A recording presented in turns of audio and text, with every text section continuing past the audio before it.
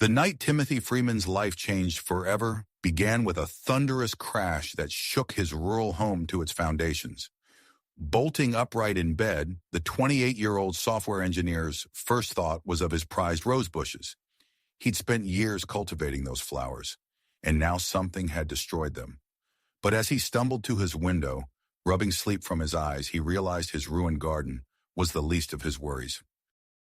A deep furrow carved through his once pristine lawn, leading to a sleek, metallic object unlike anything Timothy had ever seen. His amateur astronomer's mind raced with possibilities, each more outlandish than the last. Heart pounding, he grabbed a flashlight and rushed outside, barefoot and still in his pajamas. The craft, and Timothy was certain now that it was a spacecraft, lay partially buried in the soft earth, its hull gleaming under the moonlight. As he approached, a hatch hissed open, revealing 3 unconscious forms inside. Females, but not human. Their blue-tinged skin and delicate facial ridges marked them as something decidedly alien. Without hesitation, Timothy climbed into the wreckage. His hands trembled as he checked for signs of life, relief washing over him as he detected faint pulses. One by one, he carried the alien women to safety, their bodies surprisingly light in his arms. In his basement, Timothy laid out sleeping bags and pillows, creating makeshift beds for his unexpected guests. As he tended to their injuries with his limited first aid knowledge, he couldn't help but marvel at their otherworldly beauty. The leader, distinguished by intricate markings on her forehead, stirred first. "I am Gaia," she said, her voice melodic yet tinged with pain. "We are Benites, scouts seeking a new home. Our world faces destruction from a supernova." Timothy listened, awestruck, as Gaia explained their mission to assess Earth's suitability for colonization.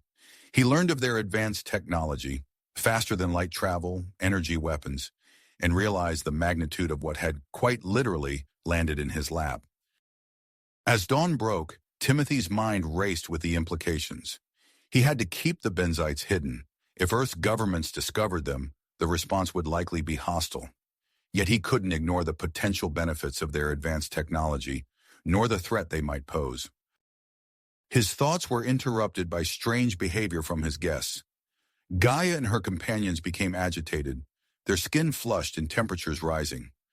Gaia's eyes, locked onto Timothy, seemed to smolder with an intensity that both thrilled and terrified him. "It's our mating cycle," Gaia explained, her voice husky. "Exposure to your planet's atmosphere has triggered it prematurely. We emit pheromones, strong ones. I fear they may affect you as well." Timothy swallowed hard, suddenly acutely aware of his attraction to these alien women. He opened his mouth to respond but was cut short by a sharp knock at his front door. "Hey, Tim, it's Frank from next door. Saw some weird lights last night. Everything okay over there?" Timothy froze. Frank, the local conspiracy theorist, was the last person he needed snooping around right now. As he glanced back at the Benites, their eyes filled with a mix of fear and unmistakable desire, Timothy realized his problems were only beginning.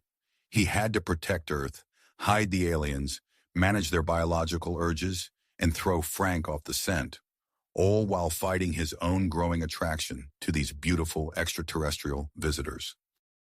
The knocking grew more insistent. Timothy took a deep breath, squaring his shoulders. Whatever challenges lay ahead, he knew one thing for certain: nothing would ever be the same again. Timothy's heart raced as he faced the insistent knocking. Taking a deep breath, he glanced back at the Benites, their eyes wide with fear and something else he couldn't quite place. He had to act fast. "Just a second, Frank," Timothy called out, his voice cracking slightly. He turned to Gaia and whispered urgently, "Stay here, stay quiet. I'll handle this."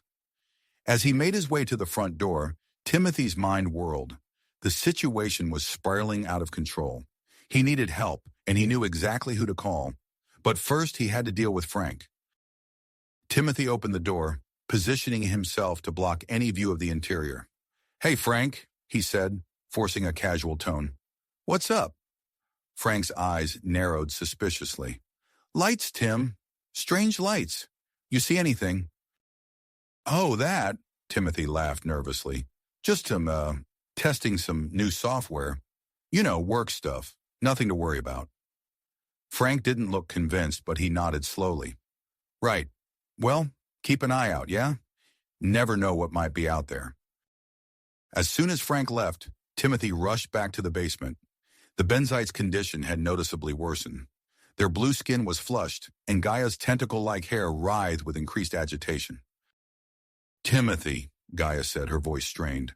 Our situation is becoming critical. Earth's atmosphere, it's accelerating our mating cycle. If we don't find a way to satisfy our biological urges soon, we may lose control of our abilities. It could be dangerous for all of us.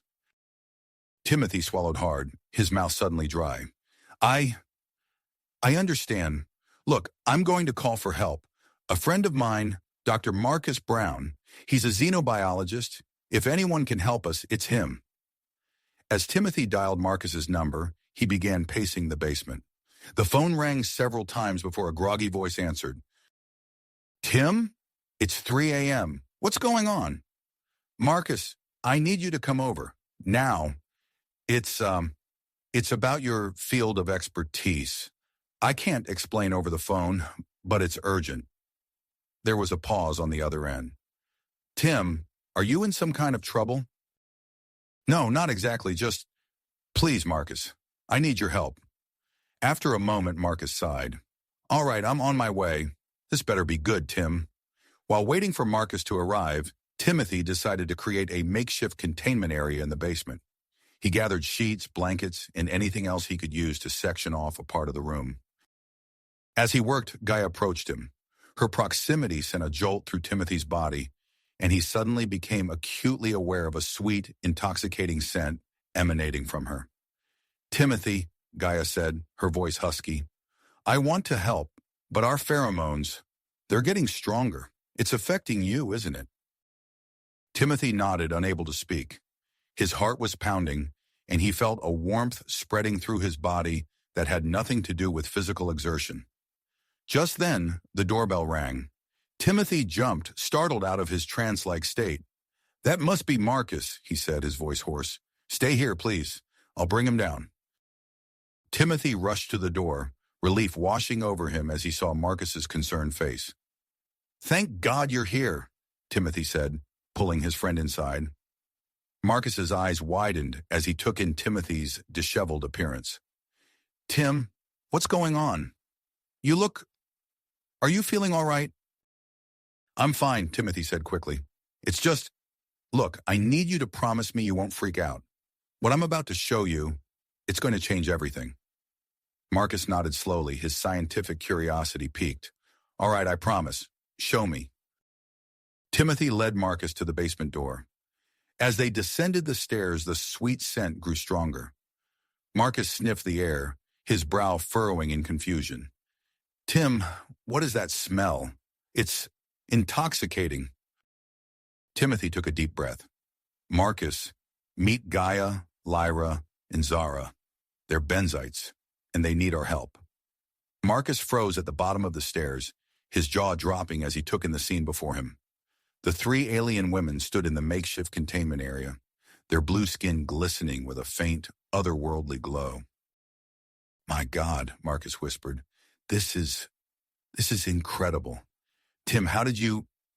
Crash landing, Timothy explained quickly. But that's not important right now. They're in trouble, Marcus. Their mating cycle, it's been triggered by our atmosphere. They're losing control, and I don't know what to do. Marcus approached the Benites cautiously, his scientific training kicking in despite his shock. He examined them briefly, noting their elevated temperatures and the intensity of their pheromone output. This is fascinating, Marcus muttered, but also potentially very dangerous. Tim, we need to be careful. There's a risk of interspecies disease transmission, not to mention the ethical implications of any intimate contact, given their altered state of mind. As they discussed possible solutions, Lyra and Zara began to exhibit more extreme symptoms. Their skin started to glow more brightly, and the sweet scent in the room intensified. Timothy and Marcus both found themselves struggling to concentrate. We need to do something fast, Marcus said, his voice strained. I have an idea. I could create a synthetic pheromone to temporarily alleviate their condition, but I'll need to go back to my lab for equipment and materials. Timothy nodded, relief and anxiety warring within him. Hurry, please. As Marcus left, Timothy turned back to the Benites. Gaia was struggling to maintain her composure. Her eyes locked onto Timothy with an intensity that both thrilled and terrified him. Timothy, she said, her voice barely above a whisper. We're running out of time. I don't know how much longer we can control ourselves. Timothy stepped closer, drawn by a force he couldn't resist. I'm here, Gaia. We'll figure this out. I promise. As he reached out to reassure her, their hands touched. An electric sensation coursed through Timothy's body, leaving him momentarily stunned. In that instant of distraction, Lyra and Zara seized their opportunity. They broke free from the containment area, their curiosity overpowering their dwindling self-control. Timothy watched in a daze as the two Benite women began exploring his house, their movements graceful despite their agitated state. He knew he should stop them, but he felt rooted to the spot, overwhelmed by the intensity of their presence. Outside, unbeknownst to Timothy, Frank had set up surveillance equipment aimed at the house. The unusual energy readings emanating from within only fueled his suspicions further. As night fell, the situation inside Timothy's house grew increasingly chaotic. The Benites' pheromones had permeated every room, making it nearly impossible for Timothy to think clearly. He found himself drawn to Gaia, her alien beauty more alluring than ever. Just as Timothy felt his last shred of self-control slipping away, the front door burst open. Marcus rushed in, arms full of equipment, his eyes wild with a mix of excitement and concern.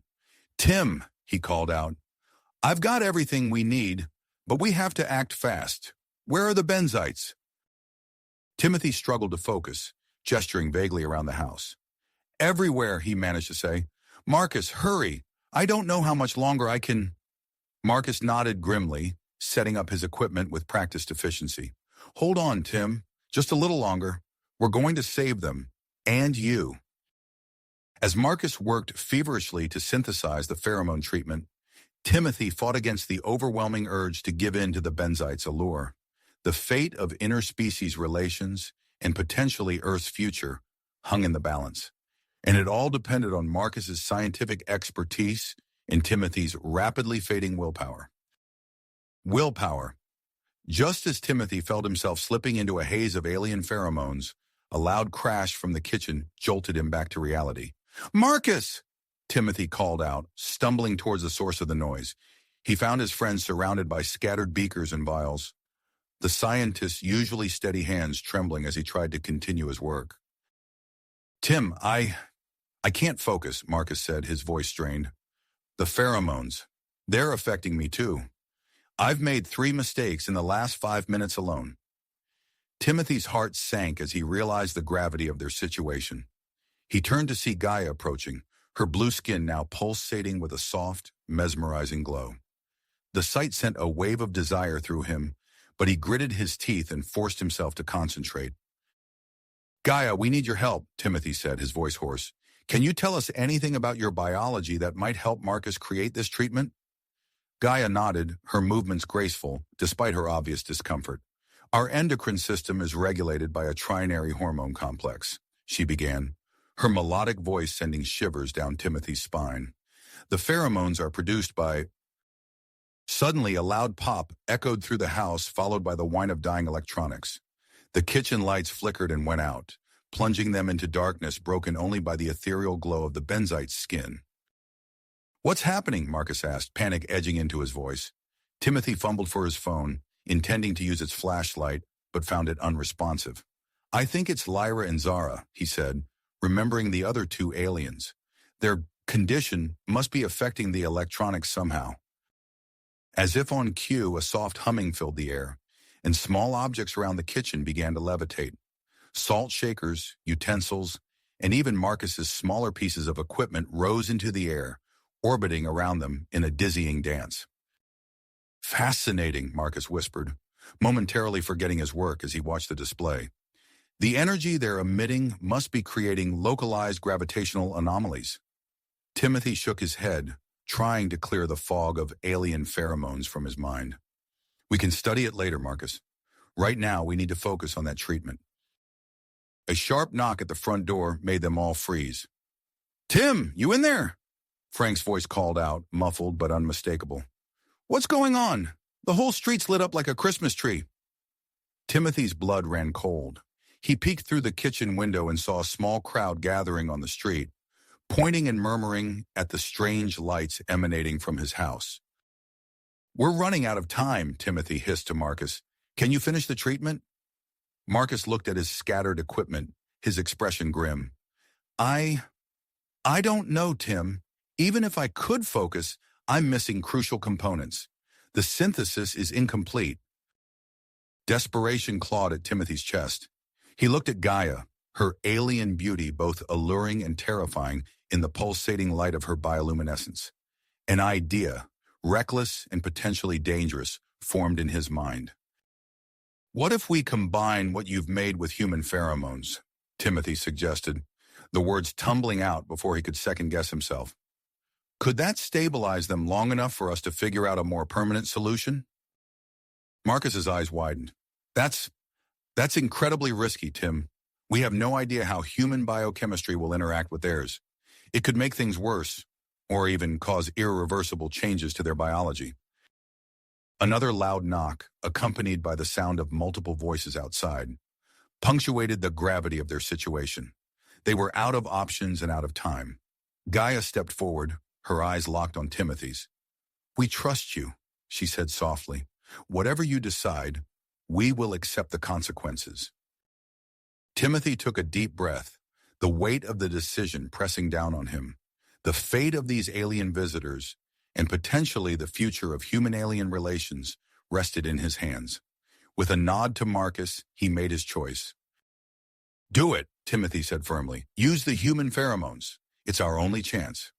As Marcus hurried to combine the treatments, Timothy turned to face the front door. The knocking had grown more insistent, and he could hear Frank's voice rising above the others, spinning wild theories about government conspiracies and alien invasions. With one last glance at the glowing Benites and the floating objects around them, Timothy squared his shoulders and moved to confront the gathering crowd. Whatever happened next would change everything, and he could only hope they were ready for the consequences of their bold strategy. Bold decision. As he reached for the doorknob, a sudden wave of dizziness washed over him. Timothy stumbled, catching himself on the wall as the world seemed to spin around him. "Tim!" Marcus called out, his voice sounding distant and distorted. "The treatment, it's working, but something's not right." Timothy turned back to see Marcus supporting Gaia, who had collapsed to the floor. Lyra and Zar were leaning against each other, their luminescent skin flickering like faulty neon signs. The floating objects around them began to fall, clattering to the ground in a cacophony of metallic thuds. As dawn's first light crept through the windows, Timothy felt a strange sensation building within him. It was as if his consciousness was expanding, reaching out beyond the confines of his own mind. He looked at Gaia, and their eyes locked. In that moment, he felt a rush of alien thoughts and emotions flood into his mind. "Marcus!" Timothy gasped, struggling to form words as his brain tried to process the influx of new information. What's happening to us?" Marcus, his eyes wide with a mix of scientific fascination and fear, shook his head. "The human pheromones, they must have interacted with their biology in ways we couldn't have predicted. I think we've created some kind of psychic link." As the words left Marcus's mouth, Timothy felt the truth of them resonate through his entire being. He could sense Gaia's presence in his mind, along with the fainter impressions of Lyra and Zara. Memories that weren't his own flashed before his eyes. Strange alien worlds and advanced technologies beyond his wildest imagination. The knocking at the door grew more insistent, pulling Timothy back to the present moment. He could hear Frank's voice, now tinged with genuine concern, calling out to him, "Tim, if you don't open up, we're calling the authorities." Panic surged through Timothy, but it wasn't just his own. He could feel the Benites' fear mingling with his, amplifying the emotion to an almost unbearable degree. He looked at Marcus, seeing his own confusion and anxiety mirrored in his friend's face. "We need to hide them," Timothy said, the words coming out in a rush. "The government, they can't find out about this." Marcus nodded, already moving to gather his equipment. "My lab. We can take them there. It's secure and I have the tools we need to figure this out." As they hurried to prepare the Benites for transport, Timothy felt a sudden flash of insight. Images of advanced cloaking technology filled his mind, courtesy of the alien knowledge now swirling in his consciousness. Without fully understanding how he knew what to do, Timothy began gathering household electronics and components from the Benites' crashed ship. "What are you doing?" Marcus asked, pausing in his efforts to steady Lyra. "Buying us time," Timothy replied, his hands moving with a surety that belied his confusion. "I can build a device to mask their energy signatures. It won't last long, but it should be enough to get us out of here." As Timothy worked, he became aware of a commotion outside. Through the psychic link, he sensed the arrival of a new presence, something official, methodical, and potentially dangerous. "Government response team," Gaia's voice echoed in his mind, her thoughts tinged with a mixture of fear and resignation. "They've come for us." Timothy's heart raced as he put the finishing touches on the makeshift cloaking device. He activated it just as he heard the distinct sound of heavy vehicles pulling up outside his house. "It's done," he announced, turning to Marcus and the Benites. "But we need to move fast. This won't fool them for long." Marcus nodded grimly, helping Zara to her feet. "My car's in the garage. If we're quick and quiet, we might be able to slip out the back before they surround the house." As they made their way through the house, Timothy's mind was a whirlwind of human and alien thoughts. Through the psychic link, he became aware of a startling truth that the Benites had been hiding. "Your world," he gasped, looking at Gaia. "It wasn't a supernova. You're refugees." Gaia's eyes filled with sorrow. "Yes," she replied, both aloud and in Timothy's mind. "Our home is gone, destroyed by a race known as the Vorlax. We came here not just for sanctuary, but to warn your people. Earth could be next." The weight of this revelation hit Timothy like a physical blow. He opened his mouth to respond, but was cut off by the sound of a megaphone outside. "This is Agent Victor Hawthorne of the Extraterrestrial Monitoring Agency," a stern voice announced. "We have reason to believe you are harboring non-terrestrial life forms. Come out with your hands up, or we will be forced to enter the premises." Timothy exchanged a panicked look with Marcus. The gravity of their situation was clear. They were now at the center of a potential interstellar conflict, with the fate of not just the Benites, but possibly all of humanity hanging in the balance. As they reached the garage, Timothy's mind raced with possible solutions. The alien knowledge flowing through him suggested technological marvels he could barely comprehend, while his human instincts screamed for caution and diplomacy. "We can't run forever," Marcus whispered, helping Lyra into the back seat of his car.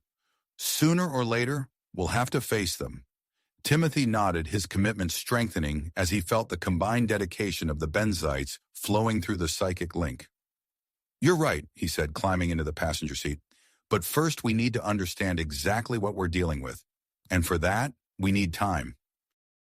As Marcus started the car, Timothy closed his eyes, focusing on the alien knowledge now at his disposal. Somewhere in the vast repository of Benite science and technology, there had to be a way to protect Earth from the Vorlax threat, and to convince Agent Hawthorne that the Benites were allies, not enemies. The garage door opened, revealing the first glimpse of the government response team's vehicles. Timothy's heart pounded as Marcus carefully pulled out, trying to look as inconspicuous as possible, with 3 glowing blue aliens in his back seat. As they drove away from the house, Timothy knew that their journey was just beginning. The road ahead was fraught with danger, but also filled with the potential for a new understanding between humans and aliens. With the fate of 2 worlds resting on their shoulders, Timothy, Marcus, and their Benite companions set out into the uncertain dawn, their minds linked and their destinies intertwined. As Marcus's car sped away from the house, Timothy's mind raced with the newfound alien knowledge surging through him. The psychic link pulsed with urgency, flooding his consciousness with images of advanced technology and alien worlds.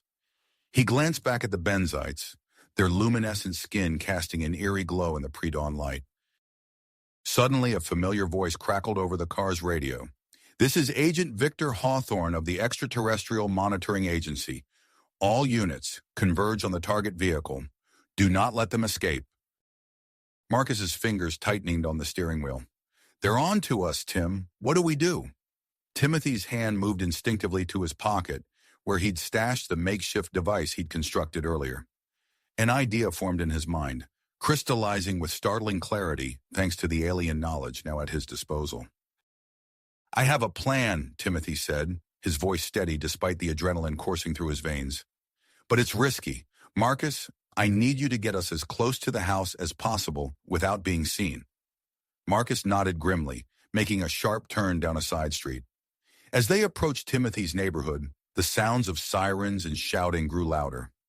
Government vehicles blocked the main road, their lights painting the street in flashes of red and blue. "Now, Marcus," Timothy shouted as they neared his house. Marcus swerved onto Timothy's lawn, tires screeching. Timothy leaped out of the car before it had fully stopped, sprinting towards his front door with the device clutched tightly in his hand. "Freeze!" Agent Hawthorne's voice boomed from behind him. "Drop the device and put your hands up." Timothy ignored the command, reaching for the doorknob.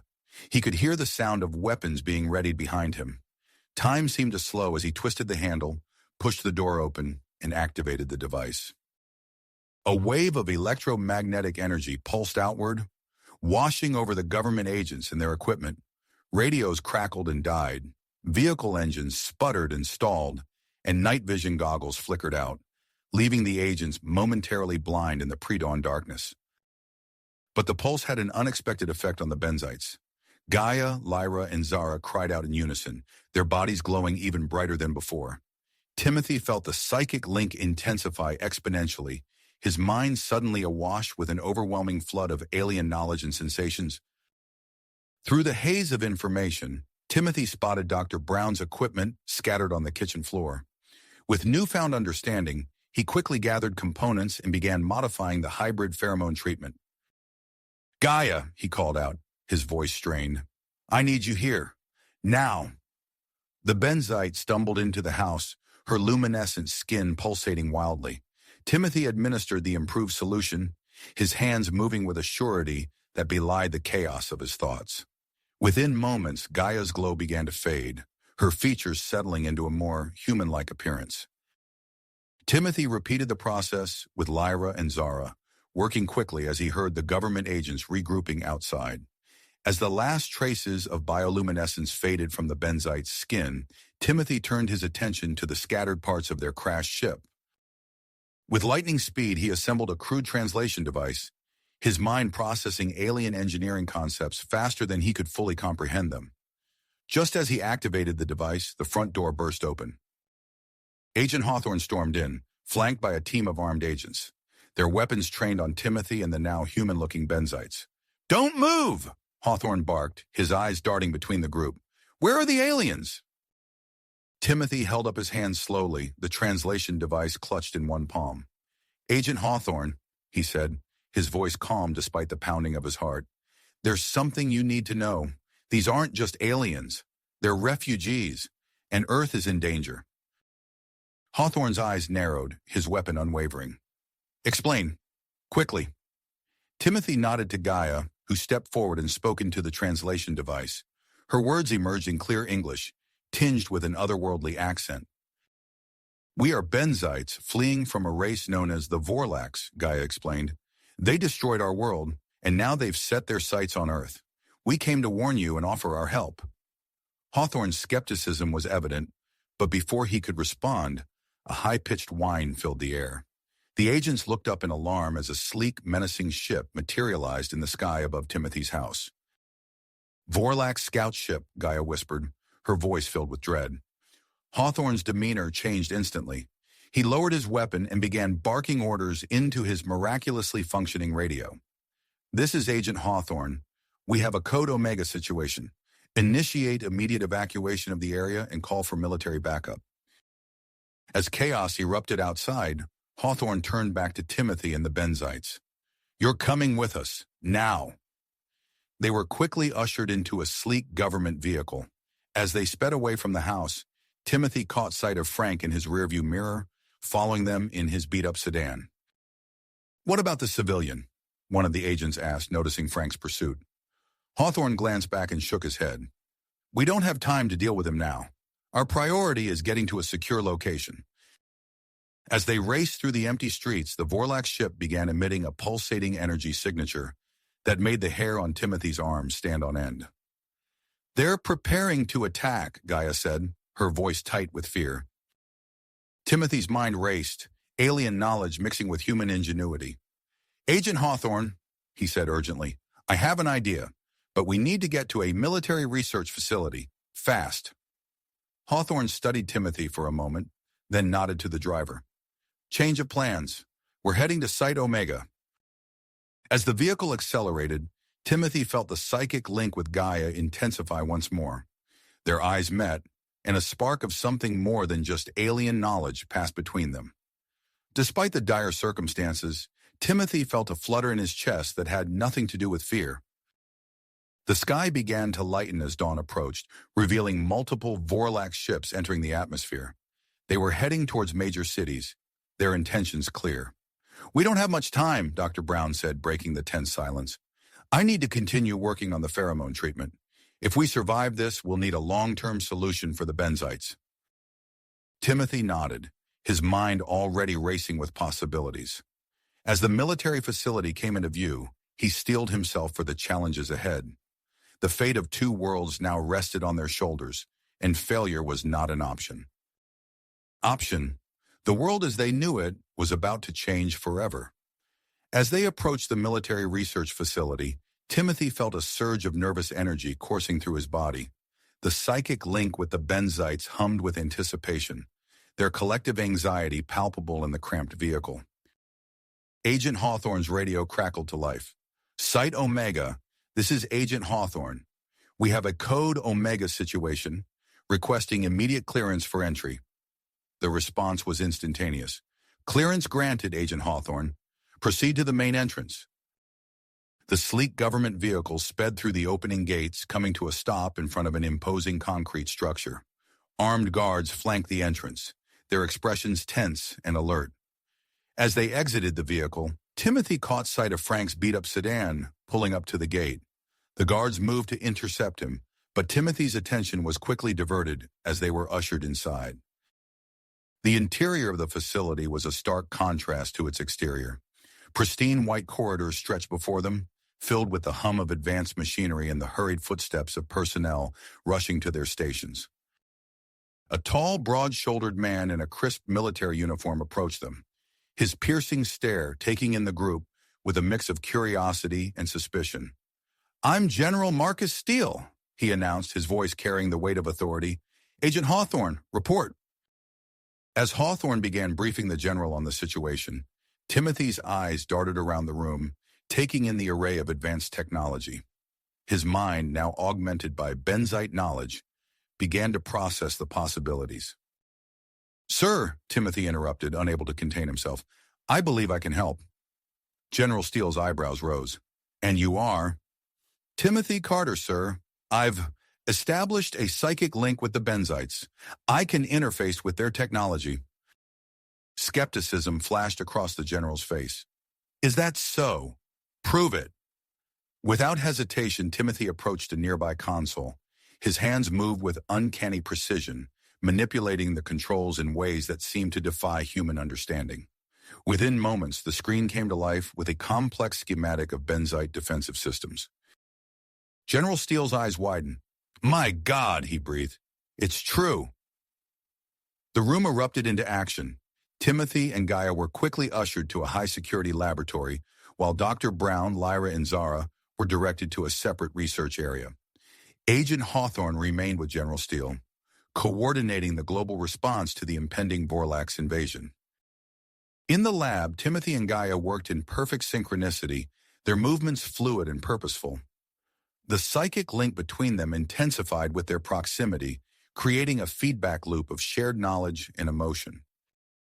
As Timothy's fingers danced across a holographic interface, Integrating Benzite's shield modulation algorithms with Earth's satellite network, he became acutely aware of Gaia's presence beside him. The faint scent of her alien biology, a mix of ozone and something indefinably exotic, filled his nostrils. He felt a warmth spreading through his chest that had nothing to do with the adrenaline of their dire situation. Gaia's luminescent eyes met his, a flicker of understanding passing between them. The tension in the air was palpable, charged with more than just the urgency of their task. A loud alarm cut through the moment, startling them both. General Steele's voice boomed over the facility's intercom system. All personnel, be advised, we have multiple Vorlax ships entering Earth's atmosphere. This is not a drill. Repeat, this is not a drill. Timothy and Gaia exchanged a look of tenacity, their personal feelings pushed aside for the moment. They redoubled their efforts, racing against time to complete the integration of Benzite technology with Earth's defenses. In the adjacent lab, Dr. Brown wiped sweat from his brow as he peered into a microscope. Lyra and Zara stood nearby, their alien features now hidden beneath their human disguise. The genetic sequencing is unlike anything I've ever seen, Dr. Brown muttered, adjusting the focus. The complexity of the pheromone production is astounding.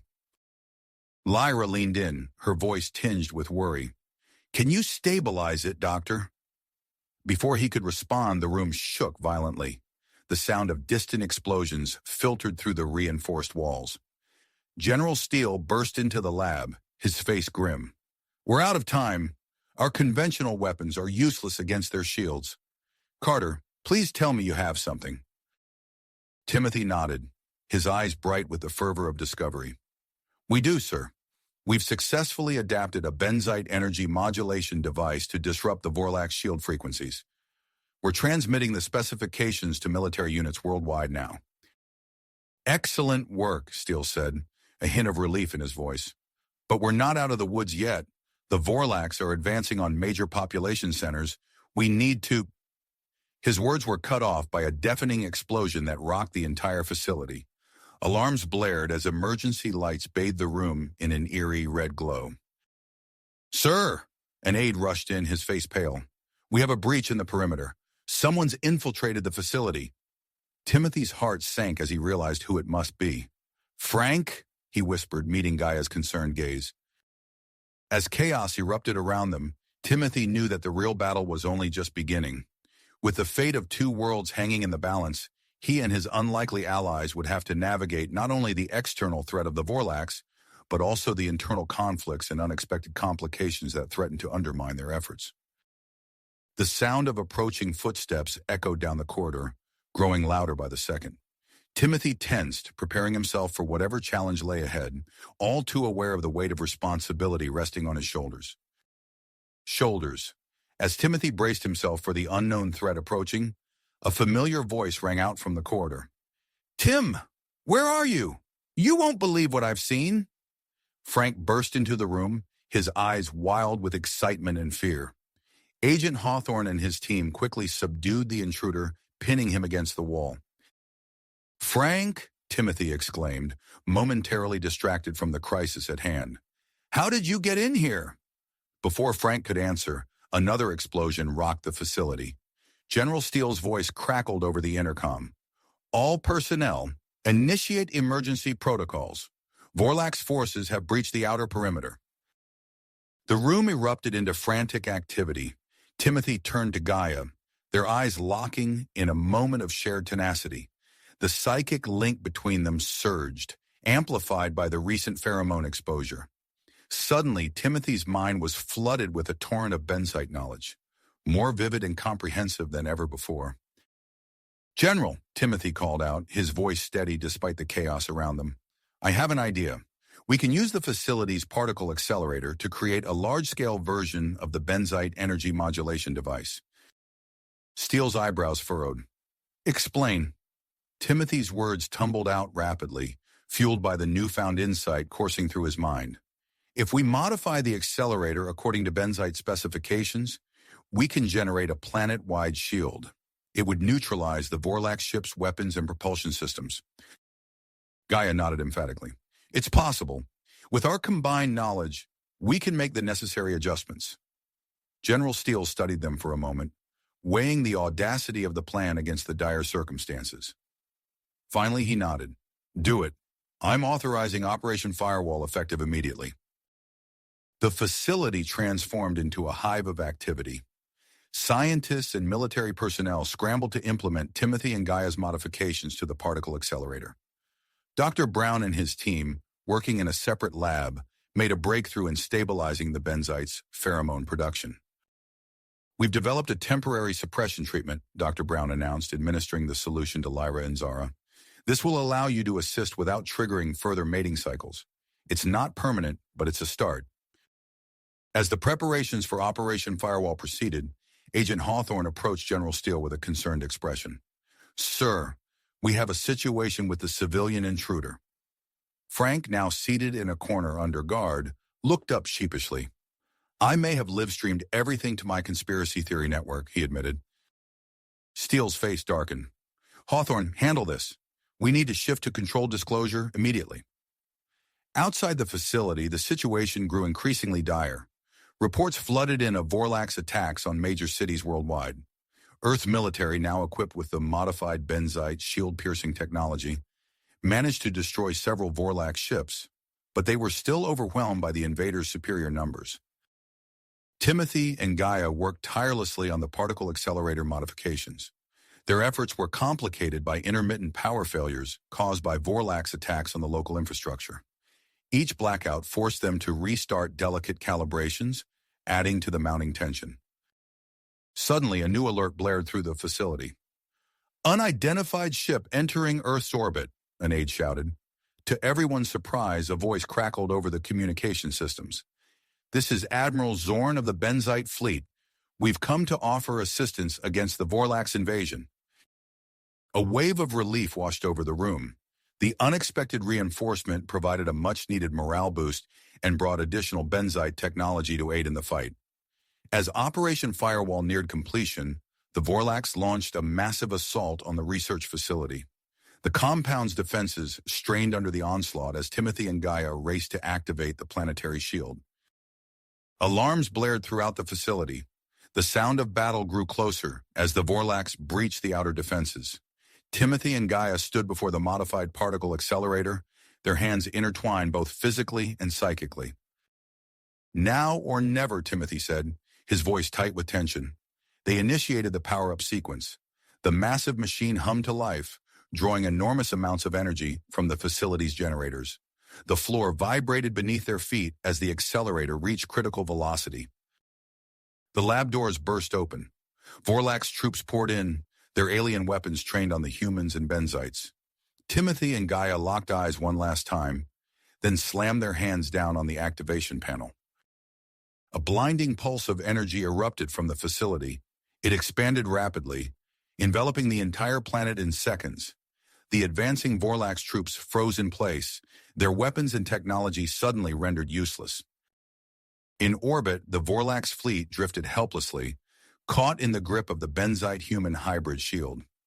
Earth's military forces, aided by Admiral Zorn's ship, quickly moved to neutralize the now vulnerable invaders. As the immediate threat subsided, Timothy and Gaia emerged from the facility, hand in hand. They gazed up at the sky, now filled with disabled Vorlax ships. Some burned up as they entered the atmosphere, while others were towed away by Earth and benzite vessels.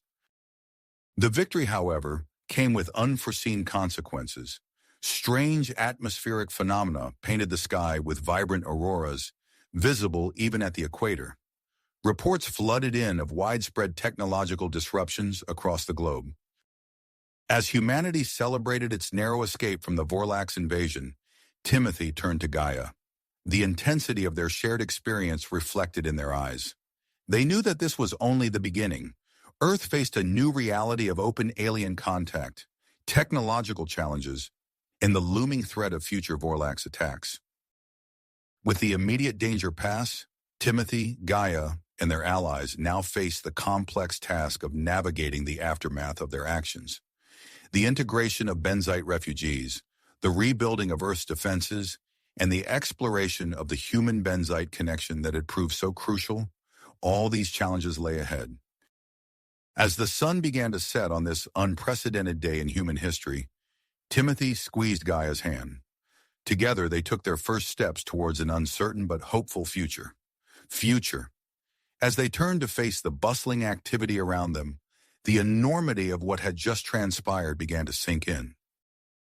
The facility hummed with a mixture of excitement and apprehension. Scientists and military personnel rushed back and forth, their faces a blend of exhaustion and elation. Amidst the chaos, General Steele approached Timothy and Gaia, his expression grave despite the victory. "Outstanding work, you two," he said, his voice low. "But we're far from done. The UN is convening an emergency session, and they want you both there to testify." Timothy nodded, feeling the weight of responsibility settle on his shoulders. He glanced at Gaia, whose luminescent eyes reflected his own mix of emotions. As they prepared to leave for New York, reports flooded in from around the globe. The planetary shield had repelled the Vorlax invasion, but at a cost. Cities worldwide grappled with widespread power outages and technological failures. The sky above them shimmered with ethereal auroras, visible even in broad daylight. Their journey to the UN headquarters was a stark reminder of the new world they now inhabited. The streets of New York, usually a cacophony of honking horns and bustling crowds, were eerily quiet. People gathered in small groups, pointing at the sky and speaking in hushed tones. Inside the General Assembly Hall, Timothy and Gaia found themselves facing a sea of anxious faces. World leaders from every nation sat in rapt attention as they took their places at the podium.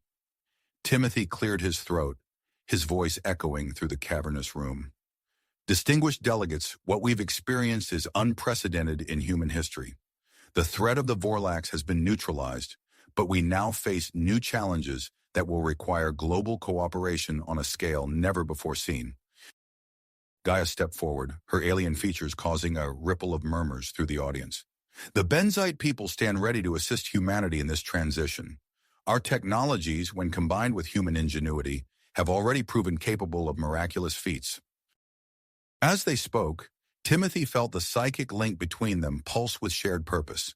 They outlined the immediate concerns: the technological disruptions caused by the planetary shield, the integration of Benzite refugees, and the need to prepare for potential future threats. The session stretched on for hours, with questions and debates erupting from all corners. By the time they emerged from the building, the sun was setting, casting an orange glow over the city's skyline. Their moment of respite was short-lived. A call from Dr. Brown pulled them back to the front lines of the ongoing crisis. "We've set up a specialized facility for the Benzite refugees," Dr. Brown explained as they arrived at a hastily repurposed military base. "The pheromone suppression treatment is working, but we need a long-term solution." Timothy watched as Benzite families were processed and housed, their alien features a stark contrast to the human personnel assisting them. He felt a pang of empathy, remembering Gaia's initial struggles to adjust to Earth. Their attention was quickly diverted by the arrival of Admiral Zorn, the Benzite fleet commander who had come to Earth's aid. His imposing figure, nearly 7 feet tall with iridescent skin, commanded instant respect. "We have much to discuss," Zorn rumbled, his voice deep and resonant. "The Vorlax threat extends far beyond your solar system. Earth was merely one target in a vast campaign of conquest." The implications of Zorn's words sent a chill through Timothy. As they gathered in a makeshift war room, holographic displays flickered to life, showing star systems Timothy had never seen before. "We must prepare," Zorn continued, his eyes locked on Timothy and Gaia. "Your combined knowledge may be the key to developing defenses that can protect not just Earth, but other vulnerable worlds." As they delved into strategic planning, alarms suddenly blared throughout the facility. Agent Hawthorne burst into the room, his face etched with concern. "We've got reports of Vorlax guerrilla attacks in remote area," he announced, pulling up a map dotted with red markers. "They're striking at power stations and communication hubs." Timothy felt Gaia's hand slip into his, their shared dedication flowing through their link. General Steele turned to them, his expression grim but resolute. "We're forming a joint human Benzite task force to deal with these remnants," he said, "and we want you two to lead it." As Timothy and Gaia exchanged glances, They knew their journey was just the beginning. The challenges ahead would test not only their abilities but also the fragile alliance between humans and Benites. With the fate of Earth, and possibly the galaxy, hanging in the balance, they stepped forward, ready to face whatever the future might hold. The unprecedented alliance between humans and Benites had saved Earth from immediate destruction, but the real work was just beginning. As the weeks passed, Timothy and Gaia found themselves thrust into the global spotlight. Their unique bond and crucial role in repelling the Vorlax invasion made them symbols of hope in a world still reeling from the attack. They were constantly shuttled between meetings, interviews, and strategy sessions, barely finding time to process the whirlwind of events. One crisp morning, Timothy stood on the launch pad of the newly constructed International Space Center, gazing up at the gleaming hull of a shuttle that would take them to their next assignment. Gaia approached, her iridescent skin shimmering in the early sunlight. "Are you ready?" she asked, her voice a mixture of excitement and apprehension. Timothy nodded, feeling the familiar pulse of their psychic link. "As ready as I'll ever be for orbital construction." They boarded the shuttle, strapping themselves in alongside a team of human and Benite engineers. As the engines roared to life, Timothy's stomach lurched with a mixture of anticipation and nervousness. This would be his first time in space, and he was about to oversee the construction of Earth's most ambitious defense project yet. The shuttle broke through the atmosphere, and Timothy's breath caught in his throat as the curvature of the Earth came into view. The planet looked both incredibly fragile and breathtakingly beautiful from this vantage point. "It never gets old," Gaia murmured, her eyes reflecting the blue-green sphere below. Their reverie was short-lived as they approached the construction site of the new planetary defense station. The massive structure was a testament to human Benite cooperation, its intricate lattice of metal and energy fields stretching for kilometers.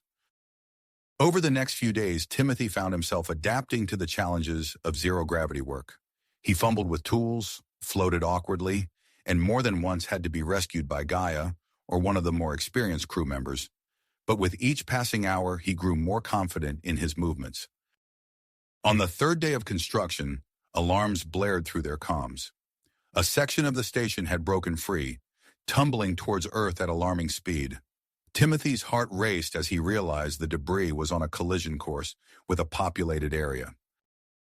"Gaia!" he shouted, already propelling himself towards the nearest airlock. "We need to redirect it." They launched themselves into space, tethered to the station by slim cables. As they approached the rogue section, Timothy's mind raced through possible solutions. Suddenly, an idea struck him. "The Benite gravity generators," he said to Gaia through their comms. "If we can recalibrate them." Gaia's eyes widened in understanding. Together, they worked furiously, their hands flying over the alien technology.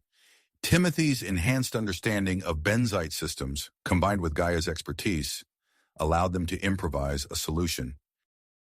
With seconds to spare, they activated the modified gravity generator. The debris slowly changed course, veering away from Earth and burning up harmlessly in the atmosphere. Cheers erupted over the comms as they watched the potential disaster fade into a spectacular light show. Back on Earth, Dr. Brown pored over data in his lab, his brow furrowed with concern. The planetary shield, while effective against the Vorlax, was having unforeseen consequences. Weather patterns were shifting rapidly, causing havoc in ecosystems around the globe. "We need to find a way to stabilize it," he muttered to his team, "without compromising our defenses." As Timothy and Gaia returned from their orbital mission, they were immediately whisked away to the first Benite settlement on Earth. The specially designed habitat rose like a shimmering dome in the desert, housing thousands of refugees from the Vorlax expansion. Inside, they found themselves mediating a heated discussion between human officials and Benite elders. Cultural misunderstandings had led to tension, threatening the fragile alliance. "We must remember that we're stronger together," Timothy said, his voice carrying the weight of their shared experiences. "Our differences are our strength." Gaia nodded, adding, "Humans have shown us great kindness in our time of need. We must repay that with patience and understanding." As the two sides began to find common ground, Timothy and Gaia exchanged a glance. Their work was far from finished, But each small victory brought them closer to a truly unified Earth. Their next stop was a bustling spaceport, where they watched the launch of the Unity, the first ship in Earth's new defense fleet. As the hybrid vessel rose into the sky, carrying a mixed human Benzite crew, Timothy felt a swell of pride and hope. But even as they celebrated this milestone, a shadow loomed on the horizon. Admiral Zorn approached them, his face grave. "We've received a transmission," he said, his voice low. "A second Vorlax fleet is heading for Earth. We have less than a year to prepare." Timothy and Gaia exchanged determined looks. The real battle was yet to come, and they would face it together, as representatives of a united Earth standing against the cosmic tide. The weight of Admiral Zorn's words hung heavy in the air.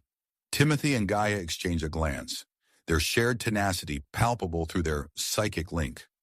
As they left the briefing room, General Steele intercepted them, his face etched with a mixture of concern and determination. "We need to accelerate our defensive preparations," he said, his voice low and urgent. "I'm assigning you both to a top-secret project in the Mojave Desert. You'll be working on integrating Benzite technology into our defense systems." Within hours, Timothy and Gaia found themselves aboard a high-speed transport, the desert landscape blurring beneath them. As they approached the facility, its massive dome shimmered into view, a mirage-like structure rising from the sand. Inside, they were greeted by a bustling hive of activity. Human and Benzite scientists worked side by side, their focus intense as they pored over holographic displays and intricate machinery. Dr. Eliza Chen, the project lead, ushered them into a secure lab. "We're on the verge of a breakthrough," she explained, gesturing to a pulsing orb of energy suspended in a containment field. "This is a hybrid weapon system that combines Benzite plasma technology with human particle acceleration, but we're having trouble stabilizing the energy matrix." Timothy stepped closer, feeling the hum of power emanating from the device. Gaia moved beside him, her bioluminescent skin flickering in response to the energy field. As they studied the system, their psychic link intensified, allowing them to perceive the intricate web of energy flows. "We can see the instability," Timothy murmured, his eyes unfocused as he processed the shared vision. "It's like a discordant note in a symphony." Gaia nodded, her fingers dancing over a nearby control panel. "If we adjust the harmonic frequencies here and here," she said, making rapid calculations, "we should be able to bring it into alignment." As they worked, their movements became perfectly synchronized, anticipating each other's actions with uncanny precision. The scientists watched in awe as the energy orb stabilized, its chaotic pulsing settling into a steady, powerful glow. Dr. Chen's eyes widened. "Incredible," she breathed. "You've just accomplished in minutes what we've been struggling with for weeks." Over the next few days, Timothy and Gaia's enhanced abilities proved invaluable to the project. Their shared consciousness allowed them to interface with Benzite technology at unprecedented levels, accelerating the development of new defensive systems. However, their success was not without its challenges. During a test of the new hybrid weapon system, alarms suddenly blared throughout the facility. The energy core began to destabilize, its containment field flickering ominously. "We're looking at a potential meltdown," Dr. Chen shouted over the chaos. "If that core breaches, it'll take out half the state." Without hesitation, Timothy and Gaia rushed to the control station. Their minds merged more deeply than ever before, creating a unified consciousness that saw the problem with crystal clarity. Their hands moved in perfect unison, adjusting parameters and rerouting power flows. "We need to create a resonance cascade," Timothy said, his voice blending with Gaia's. "It'll cancel out the instability." As the core reached critical levels, they executed their plan. For a heart-stopping moment, the energy levels spiked even higher. Then, with a sudden pulse, the system stabilized. The alarms fell silent, replaced by a collective sigh of relief. General Steele, who had been observing remotely, contacted them immediately. "That was exemplary work," he said, his usual gruff tone tinged with admiration. "I'm forming a new special operations team, codenamed Nexus. I want you two to lead it." As Timothy and Gaia absorbed this news, Dr. Brown's face appeared on a nearby screen, his expression a mix of excitement and concern. "I've made a breakthrough in my research on the planetary shield," he announced. It's not just protecting us from the Vorlax, it's changing us. He explained his findings. The shield's interaction with Earth's magnetosphere was subtly altering both human and Benzite physiology, enhancing the potential for psychic connections between the species. What you two share, Dr. Brown said, gesturing to Timothy and Gaia, might just be the beginning. We could be looking at a future where human-Benzite psychic bonds become commonplace. As the implications of this discovery sank in, Timothy felt a surge of mixed emotions through his link with Gaia. Wonder, apprehension, and a deep sense of responsibility washed over them both. Their unique bond had already changed the course of history once. Now it seemed it might be at the forefront of an even greater transformation. Their contemplation was cut short by an urgent alert. Intelligence reports had uncovered a Vorlax holdout base in the Andes Mountains, where the aliens were attempting to reactivate a dormant volcanic chain. This is what Nexus was formed for. General Steele's voice crackled over the comms. We need you to neutralize that threat immediately. As Timothy and Gaia prepared for their first mission as leaders of Team Nexus, they knew they were stepping into uncharted territory. The challenges ahead would test not only their abilities, but also the very nature of human-Benzite cooperation. With the fate of Earth hanging in the balance, they boarded their transport, ready to face whatever the Vorlax holdouts might throw at them. As the transport lifted off, carrying Timothy and Gaia towards their mission in the Andes, a priority alert flashed across the command center screens. Change of plans, General Steele's voice crackled through the comms. We have a situation at the Orbital defense station. Redirect immediately. The transport banked sharply, its engines roaring as it adjusted course. Timothy and Gaia exchanged glances, their psychic link humming with shared anticipation and concern. What's the situation, General? Timothy asked, his fingers already dancing over the transport's controls. The station's main power core has become unstable, Steele explained, his voice tight. A solar flare caught us off guard. If we don't stabilize it soon, we'll lose our primary defense against the Vorlax fleet. As they approached the station, its massive form came into view against the backdrop of Earth. Solar panels glinted in the harsh light of space, but even from a distance, Timothy could see the telltale flicker of fluctuating energy fields. The transport docked with a metallic clang, and Timothy and Gaia wasted no time. They pushed off, floating through the airlock and into the station's main corridor. The artificial gravity was offline, forcing them to navigate in zero-G. Alarms blared, their sound muffled in the thin atmosphere. Emergency lights pulsed an angry red, casting eerie shadows as they made their way to the central control room. Status report, Timothy called out as they entered. A human technician looked up from her console, her face pale. The core's energy output is fluctuating wildly. We can't seem to stabilize it. Gaia moved to a nearby terminal, her bioluminescent skin flickering in response to the surging energy. The solar flare has disrupted the delicate balance between the human and Benzite components, she said, her voice calm despite the urgency of the situation. Timothy joined her, and as their eyes met, their psychic link intensified. The world around them seemed to fade as their minds merged, forming a unified consciousness that perceived the station's systems with crystal clarity. Together, they interfaced directly with the station's controls. Their hands moved in perfect synchronization, adjusting power flows and rerouting energy faster than any individual could manage. We need to create a feedback loop, Timothy said, his voice blending with Gaia's. It'll help absorb the excess energy from the solar flare. As they worked, the strain on their bodies and minds increased. Sweat beaded on Timothy's forehead, while Gaia's skin pulsed with increasingly rapid patterns of light. The merging of their minds deepened, pushing beyond anything they had experienced before. Suddenly, Timothy found himself seeing through Gaia's eyes, memories of a crystalline world flashing through his mind. He saw soaring spires of living crystal, felt the gentle caress of a world with 3 moons. Gaia, in turn, was flooded with a rush of human emotions and experiences. She tasted the sweetness of ice cream on a hot summer day, felt the warmth of a mother's embrace, understood the complex interplay of human social dynamics that had once baffled her. With a final surge of effort, They completed the necessary adjustments.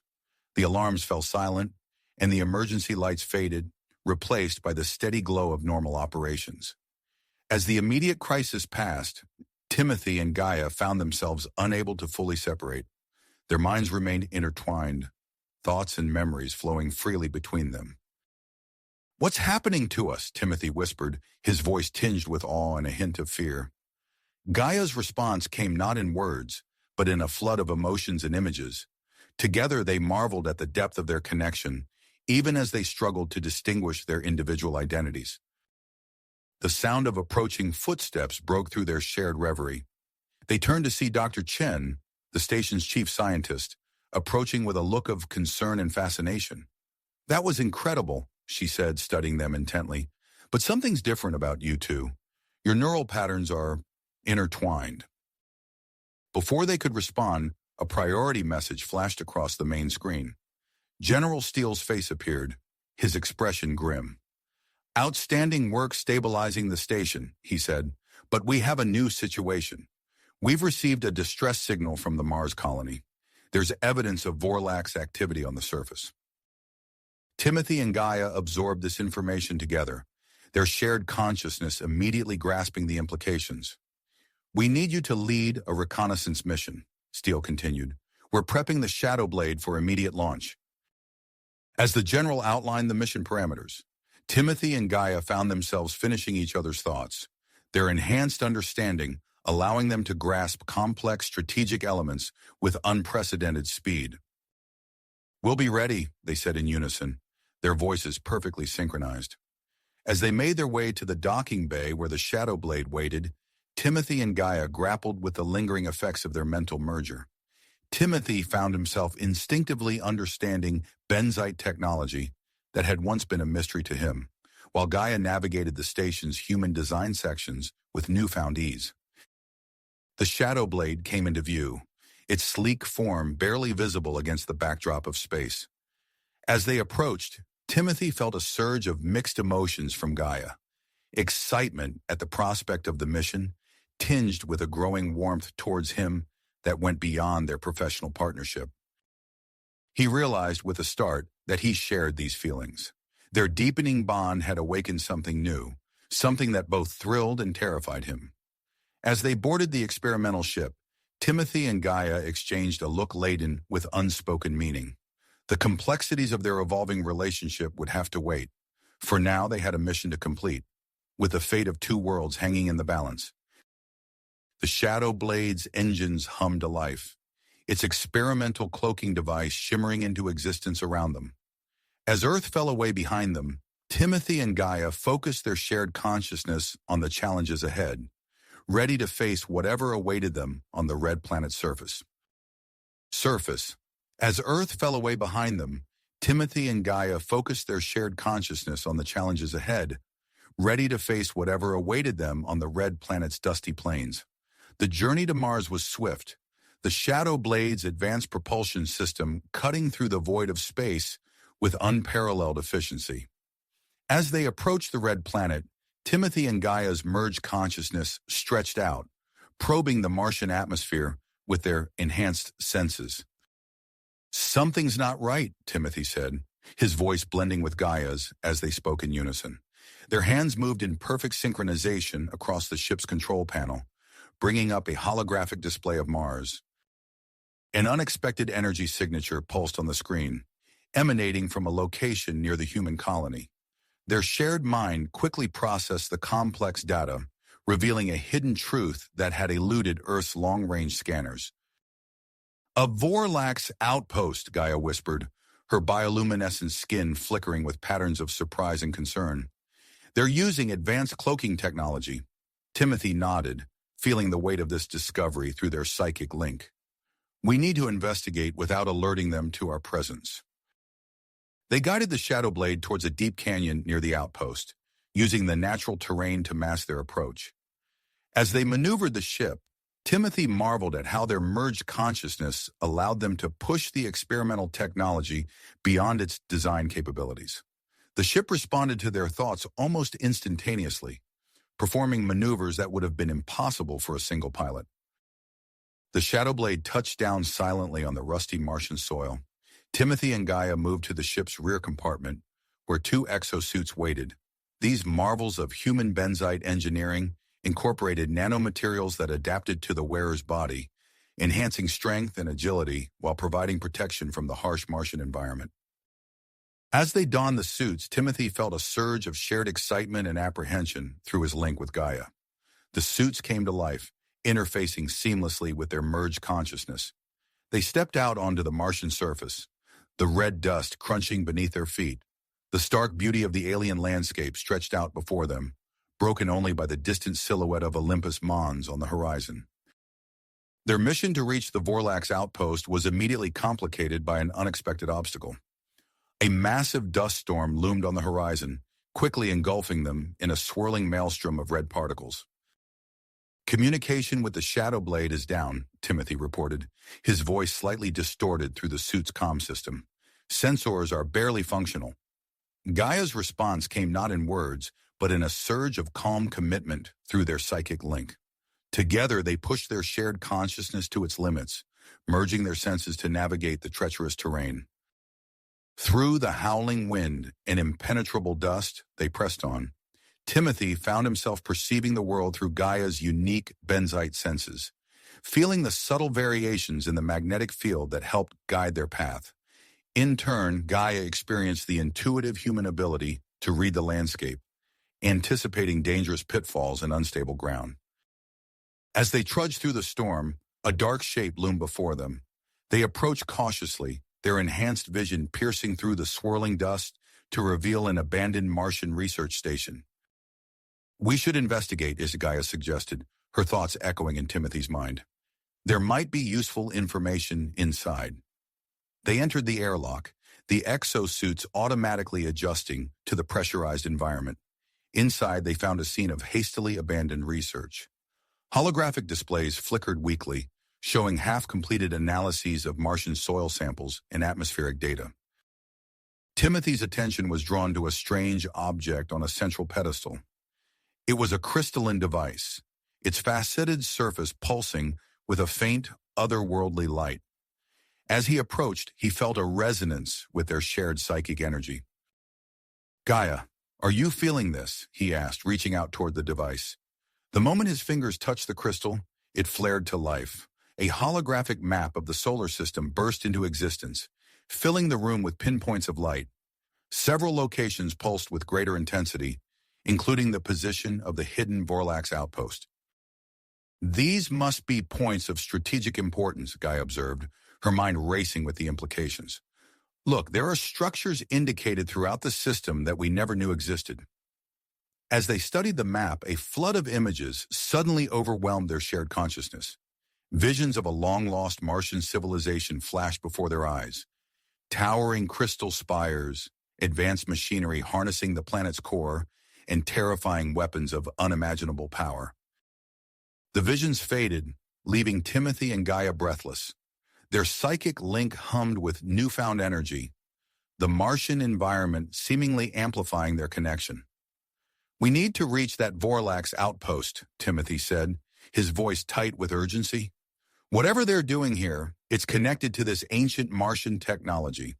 We can't let them harness it."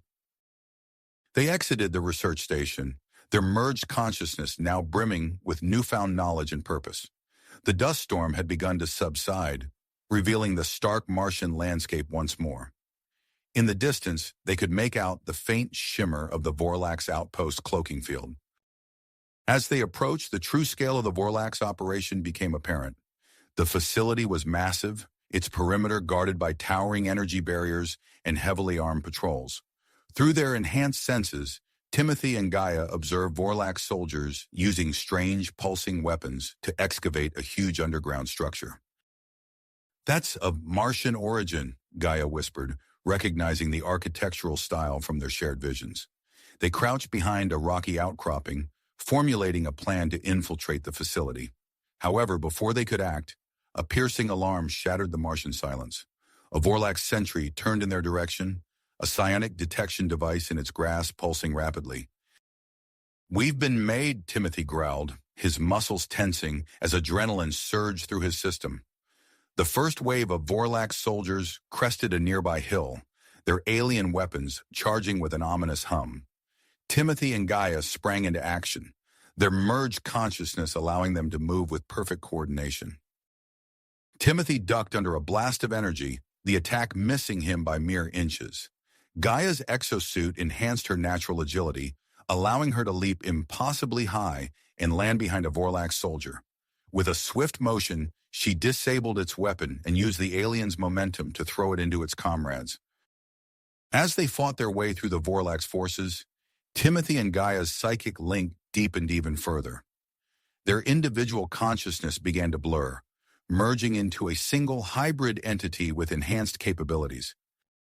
In this new state, they found they could interface directly with the Vorlax technology. As they battled through a hangar filled with prototype invasion ships, their merged mind reached out, connecting with the alien systems. Alarms blared throughout the facility as the self-destruct sequences in the prototype ships activated. Explosions rocked the hangar, providing cover as Timothy and Gaia fought their way deeper into the outpost. They found themselves in a vast chamber, its walls covered in pulsing Martian glyphs. At its center stood a massive control panel, clearly of ancient design. The hybrid entity that was Timothy and Gaia approached, recognizing it as a planetary defense system of immense power. As their hands hovered over the alien controls, they faced a monumental decision: activate the defense system and potentially turn the tide against the Vorlax, or retreat with the vital intelligence they'd gathered. The facility shuddered around them, the sounds of approaching Vorlax forces echoing through the corridors. Time was running out.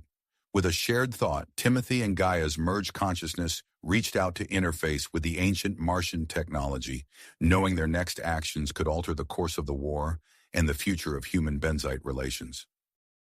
The alien panel hummed to life under their touch, responding to their hybrid psychic signature in ways they couldn't have anticipated. As the system began to power up, a new vision flooded their merged mind, one of hope, but also of great danger.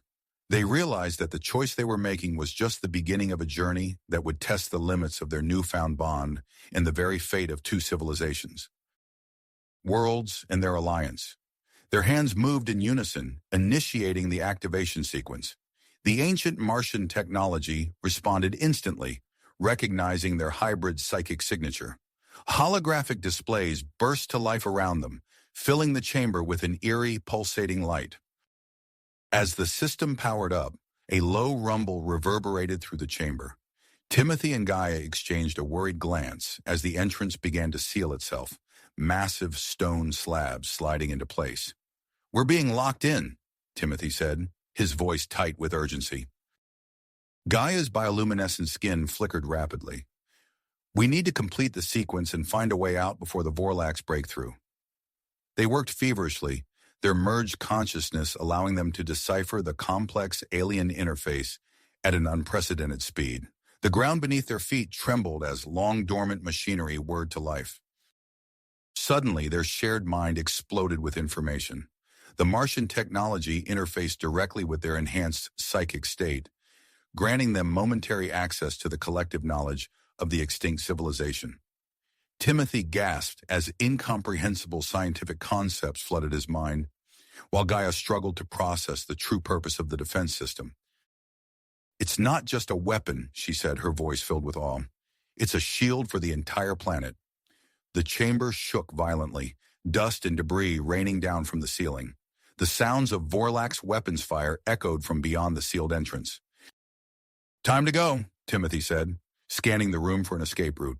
Their enhanced state allowed them to spot a small maintenance shaft, hidden behind a panel of glowing Martian glyphs. They sprinted towards it, their movements perfectly synchronized. As they reached the panel, a section of the ceiling collapsed, nearly crushing them. Timothy rolled to the side, pulling Gaia with him. Their merged consciousness allowed them to move as one, narrowly avoiding the falling debris. They pried open the panel and squeezed into the narrow shaft. The tight space forced them to move single file, with Timothy leading the way. Their enhanced senses guided them through the dark, twisting passages. Behind them, the sounds of destruction grew louder. The Vorlax had breached the main chamber. Faster, Gaia urged, her thoughts pulsing through their shared link. They emerged onto a high platform overlooking the Martian landscape. The sight that greeted them was both awe-inspiring and terrifying. Massive cannons had risen from the planet's surface, their barrels aimed at the sky. Energy crackled along their length, building to a crescendo. With a sound that shook the very air around them, the cannons fired. Blinding beams of energy lanced upward, tearing through the Martian atmosphere. In orbit, Vorlak's ships exploded in silent bursts of light, visible even from the planet's surface. The shock wave from the cannon's discharge swept across the landscape, kicking up a colossal dust storm. Timothy and Gaia activated their exosuits' enhanced modes, fighting against the howling wind as they made their way back to the Shadow Blade.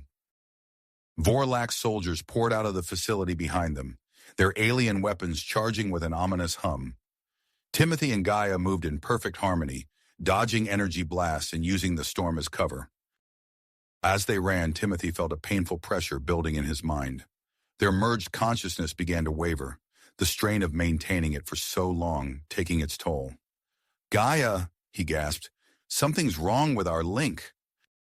She stumbled, nearly falling as a wave of disorientation hit her. "The Martian technology, it's destabilizing our connection." They pushed on, each step becoming more difficult as their minds began to separate. The Shadow Blade came into view, a dark silhouette against the swirling red dust. As they reached the ship, a barrage of Vorlak's energy weapons impacted around them. Timothy slammed his hand on the entry panel, practically falling into the airlock with Gaia close behind. Inside the Shadow Blade's cockpit, they strapped themselves in, fighting against the growing mental fog. Timothy's fingers fumbled over the controls, his movements clumsy and uncoordinated. I can't focus," he said, his voice strained. Gaia reached out, her hand covering his on the control panel. "Together," she said, forcing the words out through gritted teeth. They initiated the launch sequence, overriding safety protocols in their desperation to escape. The Shadow Blade's engines roared to life, lifting the ship off the Martian surface just as another volley of Vorlak's weapons fire struck their previous position.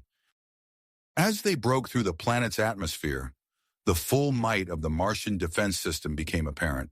The red planet bristled with weapon emplacements, creating a formidable defensive grid that continued to fire upon the remaining Vorlak's forces. Timothy and Gaia slumped in their seats, their psychic link finally severing completely. The sudden separation left them reeling, their minds flooded with a chaotic mix of shared memories and emotions. "Timothy," Gaia said weakly, her bioluminescence dimmed to a faint glow. "Long-range sensors." He forced his eyes to focus on the display. His blood ran cold at what he saw. A massive energy signature was appearing at the edge of the solar system. The main Vorlak's invasion fleet had arrived far earlier than expected. As the Shadow Blade raced back towards Earth, Timothy and Gaia struggled to process the aftermath of their intense psychic merger. The lines between their individual identities had blurred, creating a confusing tangle of thoughts and feelings. "We need to warn Earth," Timothy said, his voice hoarse. "About the fleet, about Mars, about everything." Gaia nodded, her eyes meeting his. In that moment, despite the chaos in their minds, a new understanding passed between them. Their shared experience had forged a bond deeper than either of them could have imagined. The Shadow Blade's experimental engines strained as Timothy pushed them to their limit. Behind them, the Vorlak's armada began to move into the solar system. Ahead lay Earth, still unaware of the approaching storm. As they hurtled through space, Timothy and Gaia prepared themselves for the challenges that lay ahead. The fate of two worlds now rested on their shoulders, and the clock was ticking, ticking. The Shadow Blade's engines whined as Timothy pushed them beyond their limits. The ship shuddered, a tremor running through its frame that matched the tension coursing through its occupants. Gaia's fingers flew across the control panel, her bioluminescence flickering erratically as she fought to maintain the ship's systems. "Power fluctuations in the port engine," she reported, her voice strained. "Rerouting auxiliary power." Timothy nodded, his fists tight as he maneuvered the ship through the vast emptiness of space. The mental fog from their psychic separation still clouded his thoughts, making each decision a monumental effort. Suddenly, alarms blared throughout the cockpit. Gaia's eyes widened as she read the display. "Stealth systems are offline. We're visible to—" Her words were cut short as the ship lurched violently. Timothy's hands tightened on the controls, fighting to keep the shadow blade stable. "Vorlax scout ship," he growled, spotting the sleek, predatory shape on the sensor readout. "They've locked onto us." Gaia's fingers danced across the controls, her Benzite training kicking in despite her mental fatigue. "Rerouting power from life support to stealth systems. We'll have limited oxygen, but it's our only chance." The pursuing Vorlax ship fired, a burst of energy sizzling past the Shadow Blade's hull. Timothy banked hard, sending them hurtling towards the asteroid belt between Mars and Earth. "Hold on," he warned as they plunged into the field of space debris. What followed was a harrowing dance through the asteroid field. Timothy's piloting skills, enhanced by the lingering connection to Gaia's Benzite reflexes, allowed him to thread the Shadow Blade through gaps that should have been impossible. Massive chunks of rock and ice loomed in their path, only to be avoided at the last second by Timothy's preternatural reflexes. Gaia monitored their pursuer, her voice tight with tension. "They're falling behind, but still on our tail." As they weaved through the asteroid field, the strain of their mental separation began to take its toll. Timothy's vision blurred, replaced by flashes of unfamiliar memories. A shimmering underwater city, the feel of gills flexing, the taste of salt water. He shook his head, fighting to focus on the present. Beside him, Gaia gasped, her skin pulsing with rapid color changes. Human emotions flooded her system. Raw fear, exhilaration, a confusing tangle of feelings she couldn't name. Her hands trembled as she tried to recalibrate the ship's sensors. "Timothy," she said, her voice shaky, I don't know how to—" He reached out, placing a hand on her arm. The physical contact seemed to ground them both, clearing their minds momentarily.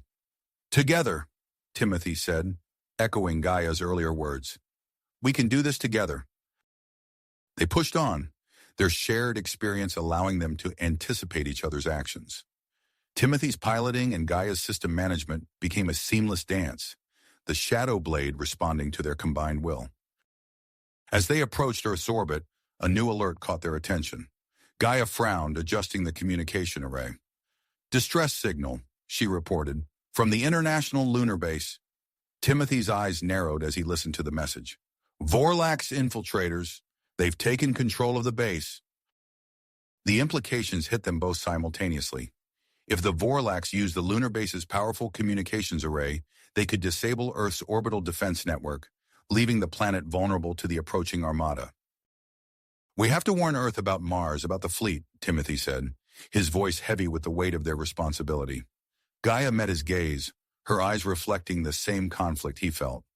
If we don't stop the Vorlax at the lunar base, there might not be any defenses left to protect Earth. The moment stretched between them, filled with unspoken understanding. Finally, Timothy nodded, altering their course. "Lunar base it is," he said, setting the Shadow Blade on a trajectory towards the moon. As they approached, Timothy used the crater-filled lunar surface to mask their approach, weaving between the shadows cast by towering crater walls. The Vorlax scout ship's signals faded as they descended, lost in the natural interference of the lunar landscape. They touched down in a small crater near the base's emergency airlock, the Shadow Blade's landing struts settling into the fine lunar dust. Timothy and Gaia hurried to don their exosuits, all too aware of the damage they had sustained on Mars. "Oxygen levels at 60% and dropping," Gaia reported as they sealed their helmets. "We'll have to move fast." They exited the ship, the low gravity allowing them to bound across the lunar surface in long, graceful arcs. As they approached the base, the stark beauty of the lunar landscape stretched out around them, an endless sea of gray, punctuated by the sharp black of shadows and the brilliant Earth hanging in the sky above. Reaching the airlock, they found their path blocked by a reprogrammed security system. Gaia immediately set to work, her fingers flying over the access panel as she attempted to bypass the Vorlax modifications. Timothy stood guard, his eyes scanning the lunar surface. A flicker of movement caught his attention, a Vorlax sentry, moving between the base's solar panels. "Gaia," he whispered, "we've got company." Without waiting for a response, Timothy launched himself toward the sentry, using the low gravity to propel himself in a long, silent arc. The Vorlax soldier turned, raising its weapon, but Timothy was already upon it. They grappled in eerie silence, the vacuum of the moon swallowing any sound of their struggle. Timothy's enhanced reflexes gave him an edge, allowing him to anticipate and counter the Vorlax's moves. He managed to disarm the sentry, sending its weapon spinning away into the lunar night. But the fight came at a cost. As Timothy slammed the Vorlax soldier to the ground, he felt a sharp pain in his side. A glance confirmed his fear. His exosuit had been punctured, a small but steady stream of oxygen escaping into the vacuum. "Timothy," Gaia's voice crackled over the comm. "I've bypassed the security. Get in, quickly." Dragging the unconscious Vorlax sentry with him, Timothy bounded back to the airlock. They couldn't risk leaving evidence of their presence on the lunar surface. As the outer door sealed behind them, Timothy allowed himself a moment of relief. But as the airlock cycled and the inner door opened, revealing the metallic corridors of the lunar base, Timothy and Gaia knew their mission was not nearly finished. With limited oxygen, compromised exosuits, and an unknown number of Vorlax infiltrators ahead, the real challenge was just beginning. They shared a look, their recent psychic connection allowing them to communicate volumes without words. Then, with tenacity etched on their faces, they stepped into the base, ready to face whatever challenges lay ahead. Ahead, Timothy and Gaia shared a determined nod before advancing into the base's interior, their footsteps echoing in the metallic corridors. They hadn't gone far when they encountered Dr. Elena Petrova, the base's lead scientist, hiding in a supply closet. Her face was etched with relief at the sight of the newcomers. "Thank goodness," or she whispered, emerging from her hiding spot. "The Vorlax have taken control of the central command room. They're trying to sabotage our communication array." Timothy's mind raced, processing this new information. "We need a plan," he said, turning to Gaia. "Any ideas?" Gaia's bioluminescence pulsed as she thought. "Your damaged exosuit," she said, her eyes lighting up. "We could use it as a decoy, rig it with an EMP device to disable their weapons temporarily." Timothy nodded, already removing the punctured suit. As he worked to set up the makeshift EMP, Gaia continued, "I can hack into the base's environmental controls, create a diversion by manipulating air pressure in specific sections." Dr. Petrova nodded approvingly. "I can guide you through the maintenance tunnels to the control room. It's our best chance of avoiding detection." As they prepared to execute their plan, Timothy suddenly stumbled, gripping his head. A flood of alien memories washed over him, remnants of his psychic merger with Gaia. "The Vorlax," he gasped, his eyes widening. "They're sensitive to certain sound frequencies. We can use the base's speaker system to disorient them." Gaia quickly incorporated this new information into their strategy. With their plan set, Dr. Petrova led them through a maze of narrow maintenance tunnels. The group moved silently, the tension palpable in the recycled air. As they navigated the tunnels, they came across two human technicians, Marcus Brown and Sarah Rodriguez, who had managed to evade the Vorlax. The technicians joined their group, providing valuable information about the compromised areas of the base. Reaching the environmental control room, Gaia set to work. Her fingers flew across the control panel, initiating a series of pressure fluctuations in the corridors leading to the central command room. Alarms blared as the Vorlax infiltrators spread out to investigate the disturbances.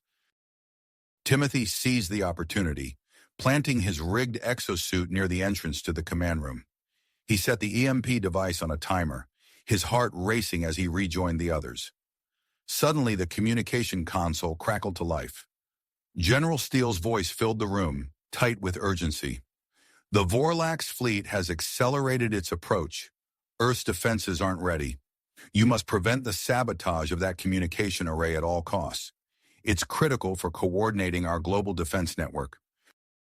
The gravity of their situation settled over the group. With renewed commitment, Timothy and Gaia prepared to lead the assault on the command room. "Now!" Timothy shouted, activating the base's speaker system. A high-pitched whine filled the air, causing the Vorlax infiltrators to stumble and clutch their heads. Simultaneously, the EMP detonated, sending sparks flying from the Vorlax energy weapons. Timothy and Gaia burst into the command room, their movements perfectly synchronized. They weaved through the disoriented Vorlax guards, their recent psychic connection allowing them to anticipate each other's actions with uncanny precision. As Dr. Petrova and the technician secured the human hostages, Timothy and Gaia confronted the Vorlax leader. The alien commander lunged at them, its movements swift despite the disorienting noise. Timothy ducked under a sweeping blow, while Gaia countered with a precisely aimed strike. Their teamwork was flawless, each covering the other's vulnerabilities. In a flurry of synchronized movements, they managed to subdue the physically superior Vorlax commander. With the immediate threat neutralized, Gaia raced to the main console. Her eyes widened as she took in the complexity of the Vorlax virus that had nearly hijacked Earth's entire defense network. "This is beyond anything I've seen," she muttered, her fingers flying across the keyboard. Drawing on her unique combination of Benzite and human knowledge, Gaia worked feverishly to purge the virus from the system. Meanwhile, Timothy coordinated with Dr. Petrova and the freed hostages to secure the rest of the base. Using the environmental controls, they systematically trapped the remaining Vorlax infiltrators in isolated sections of the facility. Just as Gaia successfully purged the last traces of the Vorlax virus, the long-range sensors lit up. The leading edge of the Vorlax invasion fleet had entered the solar system. "We have hours at most," Timothy said, his voice grim as he established communication with General Steele. He relayed their critical intelligence about the Martian defense system and the Vorlax capabilities they had encountered. As Earth's defense strategists began formulating a plan based on this new information, Timothy and Gaia made a startling discovery. The neutralized Vorlax virus had left traces in the lunar base's systems, revealing the existence of a hidden Vorlax supply cache on the far side of the moon. "Advanced weaponry and technology," Gaia breathed, scanning the data. "This could change everything." Timothy and Gaia locked eyes, the weight of their next decision hanging between them. Return to Earth immediately with their current intelligence, or risk a dangerous mission to secure the Vorlax cache? As they deliberated, Timothy felt a surge of emotion. The stress of their recent experiences and the depth of their connection overwhelmed him. He reached out, taking Gaia's hand in his own. "Whatever we decide," he said softly, "we do it together."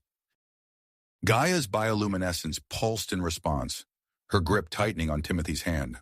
Their evolving relationship, transcending the boundaries between human and Benzite, felt like a beacon of hope in the face of the impending invasion. With the Vorlax fleet drawing ever closer, Timothy and Gaia stood at the precipice of a decision that would shape not only the immediate defense of Earth, but potentially the future of human-Benzite relations and the long-term strategy against the Vorlax threat. The command room fell silent as all eyes turned to them, waiting for their decision. The fate of two worlds hung in the balance, and time was running out. Out. Timothy took a deep breath, his eyes meeting Gaia's. In that moment, their decision crystallized. "We go for the cache," Timothy said, his voice firm. "It's our best shot at giving Earth a fighting chance." Gaia nodded, her bioluminescence pulsing in agreement. "I'll start plotting the course." Quickly, they briefed Dr. Petrova and the technicians on their plan. "Secure the base and maintain communications with Earth," Timothy instructed. "We'll be back as soon as we can." Minutes later, the Shadow Blade lifted off from the lunar surface, its stealth systems engaged. Timothy piloted the ship around the moon's dark side, his hands steady on the controls despite the tension coursing through him. Gaia's fingers danced across the sensor readouts, her enhanced perception sifting through the data. "There," she said suddenly, pointing to a deep crater on the viewing screen. "The entrance is camouflage, but I'm detecting faint energy signatures." As they approached the hidden facility, Timothy felt a strange tingling in his mind. He glanced at Gaia, seeing the same look of surprise on her face. "You feel it too?" he asked. She nodded. "Our psychic link, it's intensifying. I can sense Vorlax inside the facility." Timothy's eyes widened. "How many?" Gaia closed her eyes, concentrating. "Not many.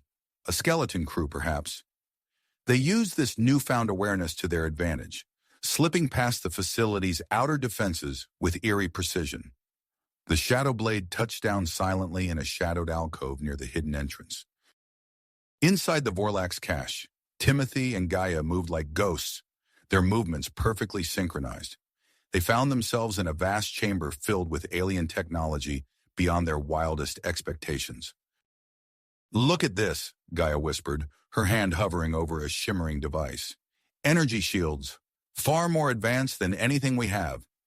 Timothy nodded, his attention caught by another piece of equipment. Gravity manipulators. These could change everything about space combat. As they began gathering the most crucial technologies, a voice spoke from the shadows. "You are not Vorlax." Timothy and Gaia spun around, weapons raised. A slender, almost translucent alien stepped into view, her four-fingered hands raised in a gesture of peace. "I am Zarlax," the alien said. "I wish to help you." Gaia's bioluminescence flickered uncertainly. "Why would you help us?" Zarlax's large compound eyes blinked slowly. "I no longer believe in my species' path of conquest. I have developed countermeasures to our most devastating weapons. In exchange for this knowledge, I seek asylum on your world." Timothy and Gaia exchanged a quick glance, their psychic link allowing for a rapid, silent conversation. Finally, Timothy nodded. "Agreed. Help us gather what we need." With Zarlax's assistance, they quickly loaded the Shadow Blade with the most vital technologies and data. As they worked, a shrill alarm suddenly pierced the air. "We've been detected," Zarlax said, her voice tight with urgency. "The main fleet has been alerted." Timothy's hands flew over the ship's controls, bringing its systems online. "Gaia, what do the long-range sensors show?" Gaia's face paled as she read the data. "A group of Vorlax warships has broken off from the main fleet. They're heading this way at maximum speed." "We need to move," Timothy said, his voice grim. "Zarlax, can we destroy the remaining technology here?" The Vorlax scientist nodded. "I can initiate an overload in the power core. It will destroy everything." As Zarlax set the self-destruct sequence, Timothy and Gaia finished securing their precious cargo. The facility began to shake, alarms blaring as they raced back to the Shadow Blade. Timothy gunned the engines, the ship lifting off as the first explosions rocked the Vorlax cache. They burst out of the collapsing entrance, immediately coming under fire from the approaching Vorlax fighters. "Gaia, Zarlax, see if you can integrate some of that Vorlax tech into our systems," Timothy called out, his hands dancing over the controls as he weaved through a field of debris. The two worked feverishly, connecting alien technology to the Shadow Blade systems. The ship shuddered as a Vorlax energy beam grazed its hull. "Shields at 200% capacity," Gaia reported, her voice tight with concentration. "Weapons output increased by 150%. Timothy grinned fiercely, bringing the Shadow Blade around in a tight arc. The ship's enhanced weapons lashed out, cutting through the Vorlax fighters with unprecedented power. As they broke free of the moon's orbit, the Vorlax cache erupted in a massive explosion. The pursuing ships were caught in the blast, giving the Shadow Blade the opening it needed to escape. Timothy pushed the ship's upgraded engines to their limits, the stars blurring around them as they raced towards Earth. The tension in the cockpit was palpable, broken only by the beeping of the long-range sensors. "The main Vorlax fleet," Gaia said, her voice barely above a whisper. "They've accelerated their approach to Earth." Timothy's face hardened as he looked at the rapidly approaching blue planet. They had won a crucial victory, but the real battle was just beginning. The Shadow Blade streaked towards Earth, carrying its vital cargo of advanced technology, crucial intelligence, and the key to humanity's survival. Survival. The Shadow Blade streaked towards Earth, carrying its vital cargo of advanced technology, crucial intelligence, and the key to humanity's defense against the Vorlax threat. As they entered Earth's atmosphere, the ship shuddered violently. Timothy's squeezing hardened as he gripped the controls, fighting to keep the Shadow Blade steady. "Engine temperature critical," Gaia reported, her voice taut with tension. "The experimental modifications are overheating." Timothy nodded grimly, His enhanced piloting skills pushed to their limits as he navigated through a field of orbital debris. Twisted metal and shattered satellites, remnants of earlier skirmishes with Vorlax scout ships, threatened to tear the Shadow Blade apart. Breaking through the cloud cover, they were met with a sight that made their hearts sink. Major cities across the globe glowed beneath shimmering energy domes, a desperate attempt to shield Earth's population centers from the impending Vorlax attack. The landscape bristled with hastily constructed defense installations, a testament to humanity's frantic preparations. As they approached the designated landing zone in the Rocky Mountains, alarms blared throughout the cockpit. "Stealth systems failure," Gaia announced, her fingers flying across the console. "We're visible to Earth's defense grid." On cue, the sky lit up with anti-aircraft fire. Timothy executed a series of tight rolls and dives, relying on his psychic link with Gaia to anticipate and avoid the incoming barrage. "Shadowblade, this is Eagle Squadron," a voice crackled over the comm. "General Steele has ordered us to escort you in. Form up on our wing." A group of sleek fighters, their design a blend of human and Benzite technology, surrounded the damaged ship. Their advanced shields deflected stray defensive fire as they guided the Shadowblade towards a hidden base nestled in the mountains. The landing was rough, the ship's overtaxed systems groaning in protest as Timothy set it down on the reinforced tarmac. As soon as the engines powered down, they were swarmed by hazmat-suited personnel. "Sorry about this," a muffled voice said, as Timothy, Gaia, and Zarlax were ushered into a sterile corridor. "We can't take any chances with Vorlax infiltration tactics." They were separated and subjected to a rigorous decontamination process. Timothy found himself in a stark white room, bombarded with various energy fields and chemical sprays. Through the observation window, he spotted Dr. Brown, intently studying readouts from the equipment. "Fascinating," the scientist muttered, adjusting his glasses. "The residual neural patterns from your psychic merger with Gaia are unlike anything I've ever seen."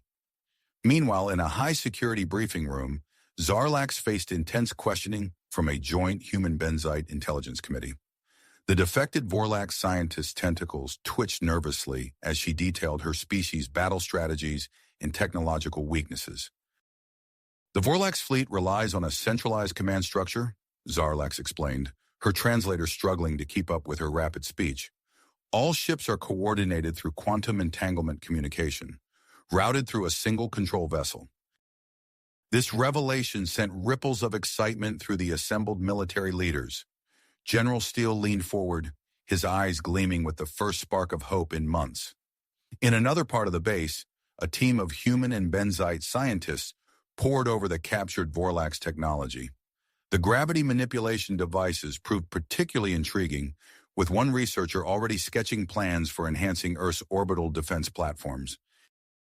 Hours later, Timothy and Gaia were reunited in a medical bay. Both looked drained from the battery of tests they'd endured, but their faces lit up at the sight of each other. "How are you holding up?" Timothy asked, reaching for Gaia's hand. Before she could answer, Dr. Brown burst into the room, his face flushed with excitement. "Extraordinary," he exclaimed. "Your neural patterns have become permanently altered. You're maintaining a low-level psychic link even without active consciousness merger." Timothy and Gaia exchanged a surprised look, suddenly aware of the faint hum of each other's thoughts at the edge of their minds. Their contemplation was cut short as alarms blared throughout the base. General Steele's voice came over the intercom, tight with urgency. "All personnel to battle stations. Long-range sensors have detected the Vorlax fleet entering the solar system. Numbers are significantly higher than anticipated." Timothy and Gaia sprang into action, racing towards the command center. As they ran, they passed view screens showing cities around the world battening down under their protective domes. The gravity of the situation settled over them like a physical weight. In the command center, General Steele stood before a holographic display of the solar system, the approaching Vorlax fleet represented by a menacing red swarm. He turned as Timothy and Gaia entered, his face grim but determined. "We have a plan," he said without preamble, "but it's risky as hell, and we need you two to pull it off."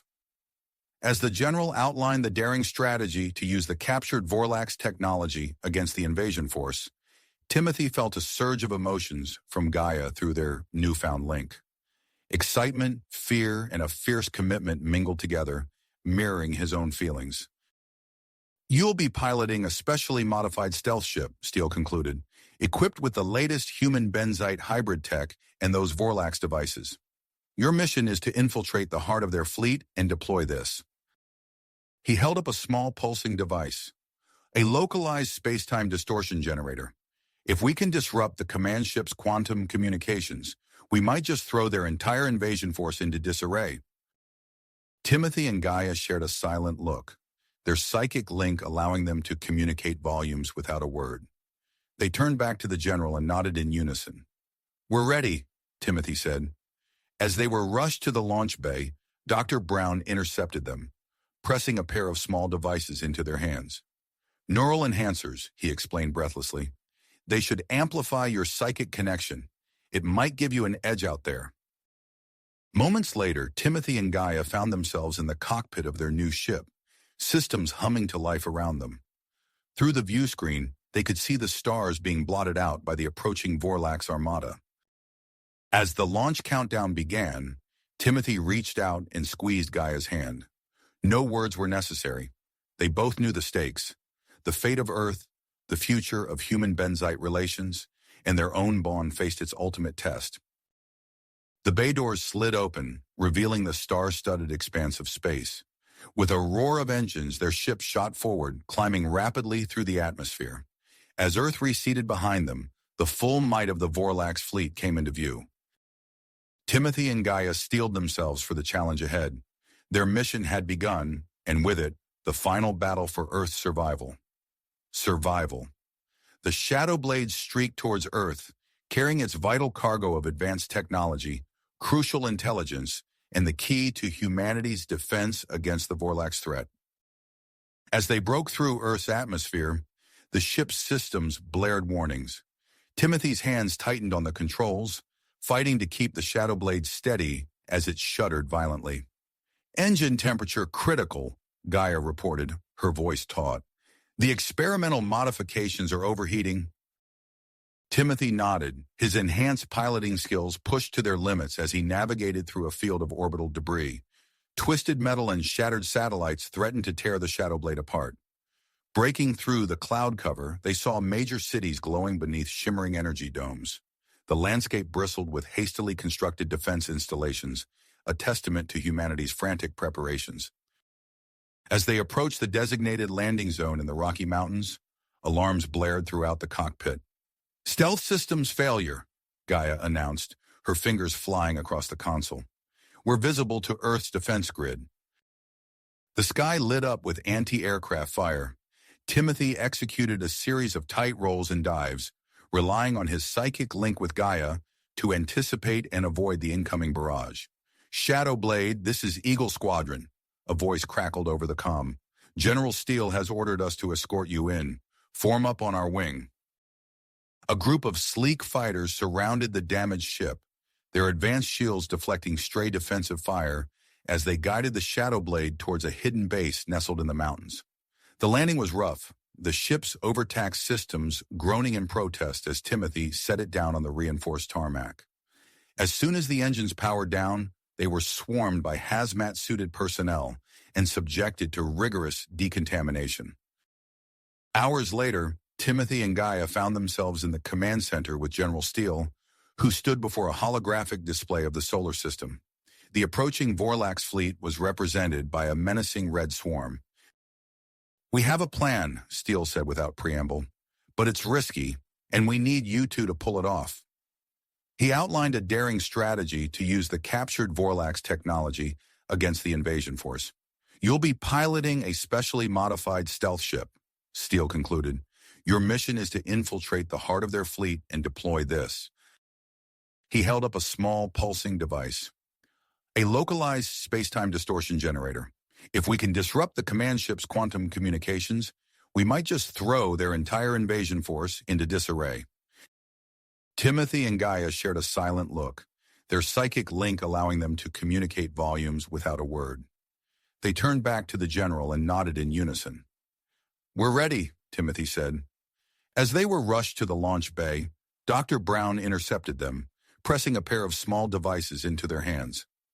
Neural enhancers, he explained breathlessly. They should amplify your psychic connection. It might give you an edge out there. Moments later, Timothy and Gaia found themselves in the cockpit of their new ship, systems humming to life around them. Through the view screen, they could see the stars being blotted out by the approaching Vorlax armada. The bay doors slid open, revealing the star-studded expanse of space. With a roar of engines, their ship shot forward, climbing rapidly through the atmosphere. As Earth receded behind them, the full might of the Vorlax fleet came into view. As they broke through the upper atmosphere, Timothy and Gaia encountered a swarm of Vorlax scout ships patrolling the outer edges of the solar system. The experimental cloaking technology on their vessel, enhanced with the stolen Vorlax tech, allowed them to slip past the initial defensive line undetected. However, the strain on the ship's systems caused intermittent power fluctuations, threatening to reveal their position. Timothy's hands danced across the controls, compensating for each fluctuation. Gaia's eyes were closed, her mind reaching out through their psychic link to help manage the ship's systems. Together, they worked in perfect synchronization, their merged consciousness allowing them to react with inhuman speed and precision. "Asteroid field ahead," Gaia murmured, her eyes still closed. "Density increasing." Timothy nodded, guiding their ship into the treacherous debris field. Massive chunks of rock and ice loomed before them, creating a natural barrier between them and the main Vorlax fleet. As they weaved through the asteroids, they witnessed several Vorlax ships colliding with the debris, their rigid battle formations ill-suited for the chaotic environment. "Their formations are breaking up," Timothy observed, his voice tight with concentration as he executed a series of tight maneuvers. Gaia's eyes snapped open, activating the neural enhancer. As she spoke, she pressed the device Dr. Brown had given them. A sudden rush of sensory input flooded their minds as their psychic connection amplified. The ship's sensor data streamed directly into their consciousness, giving them an almost omniscient awareness of their surroundings. With their enhanced perception, they detected a weak point in the Vorlax fleet's formation, a gap in their defenses near the command ship. Timothy didn't hesitate, piloting their stealth ship through the opening and bringing them dangerously close to the massive Vorlax command vessel. The alien ship loomed before them, its scale dwarfing their small craft. Intricate patterns of light pulsed across its hull, a testament to the advanced technology contained within. As Gaia prepared to deploy the gravity manipulation device, a sudden surge in nearby energy readings alerted them to a new threat. A Vorlax patrol ship, equipped with advanced sensor technology, had detected their presence despite the stealth systems. "They've seen us," Gaia reported, her fingers flying across the control panel. "They're transmitting an alert to the rest of the fleet." Timothy's expression resolute as he executed a series of high-risk maneuvers, bringing their ship into dangerously close proximity to the Vorlax command vessel. The massive ship's gravity well began to affect their smaller craft, requiring all of Timothy's enhanced piloting skills to maintain control. "Activating the device now," Gaia announced, her voice strained with effort. The gravity manipulation device powered up, emitting a low hum that resonated through the ship's hull.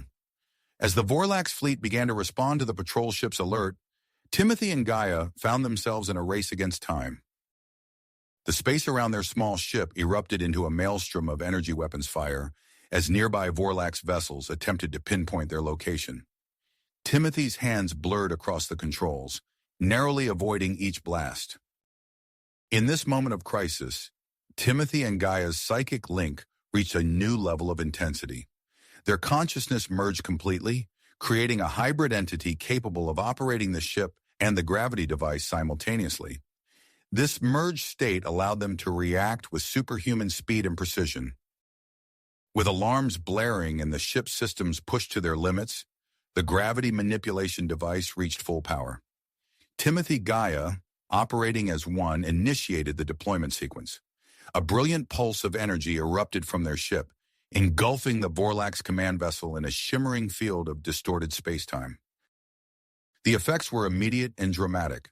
The Vorlax command ship's systems began to fail, its quantum entanglement communications disrupted by the localized spacetime distortion. Chaos spread through the Vorlax fleet as ship after ship lost contact with Central Command, their coordinated attack plans thrown into disarray. However, the activation of the device had consequences for Timothy and Gaia as well. The immense energy release overloaded their ship's systems, causing cascading failures throughout the vessel.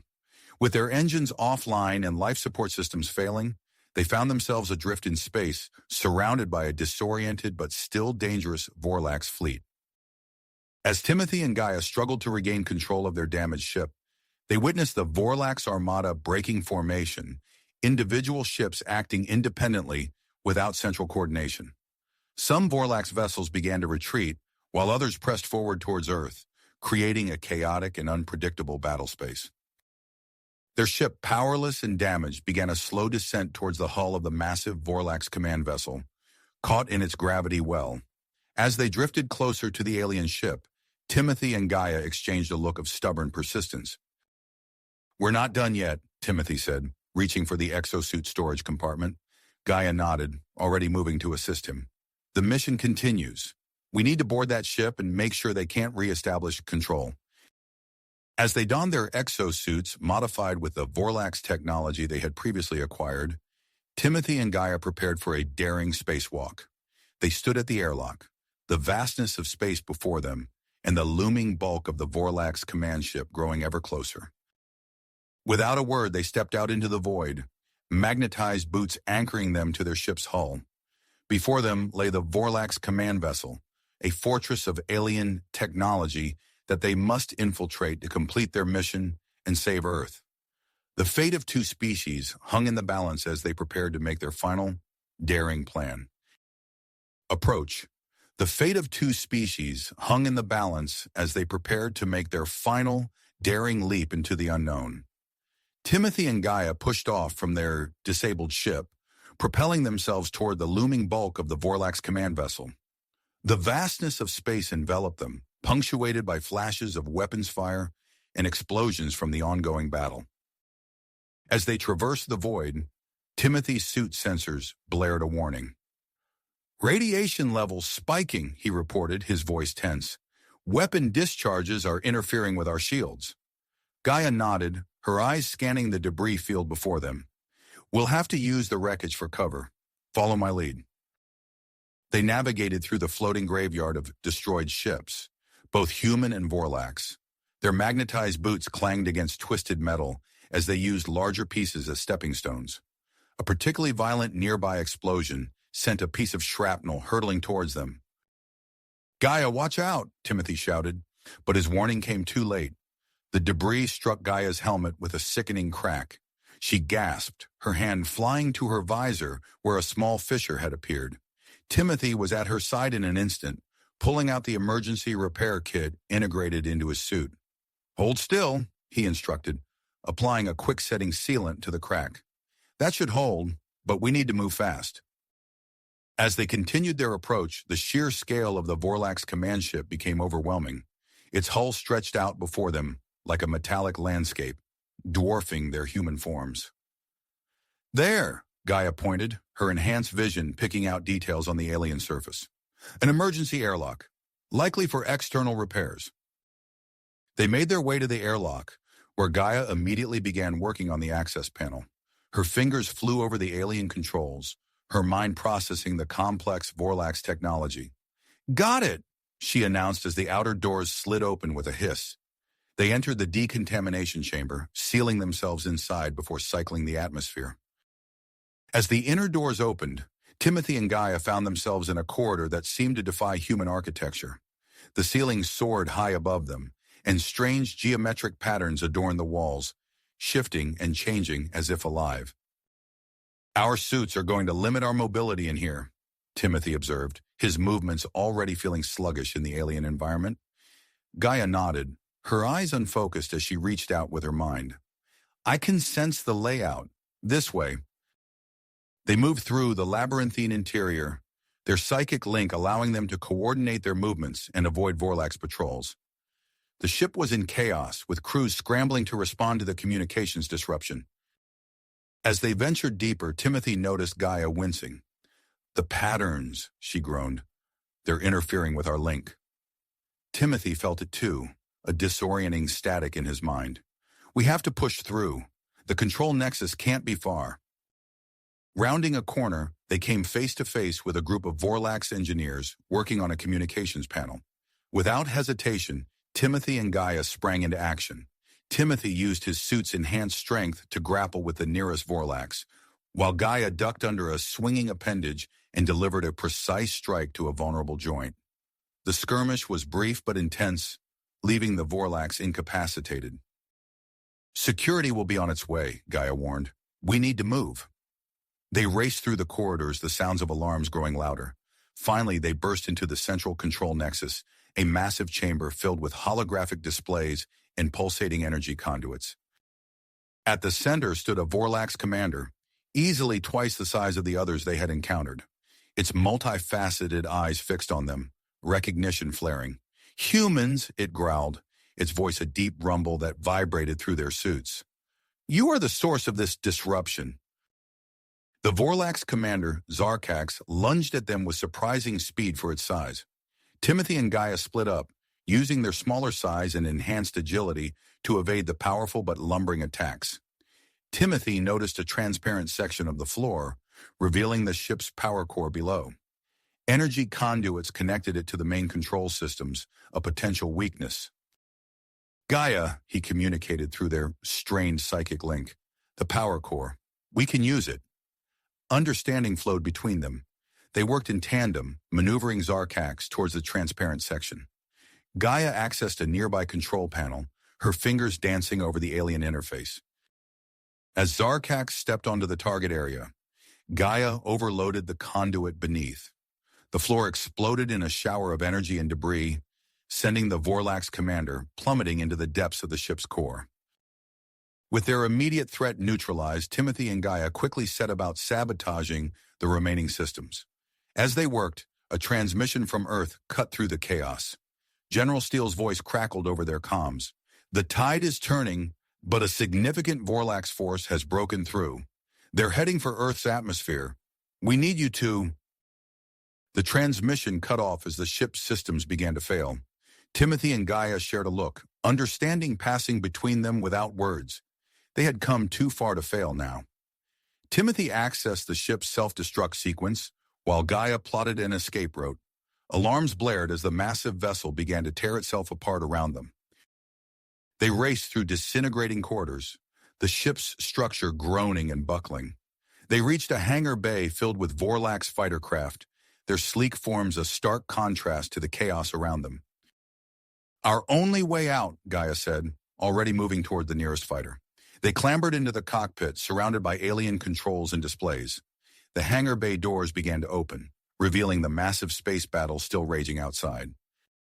As the ship shuddered with pre-explosion tremors, Timothy and Gaia strapped themselves in, their hands hovering over unfamiliar controls. The vast expanse of space stretched before them, filled with the flashes of weapon fire and the burning hulks of destroyed ships. Ready? Timothy asked, his fingers finding what he hoped was the ignition sequence. Gaia nodded, her eyes fixed on the battle ahead.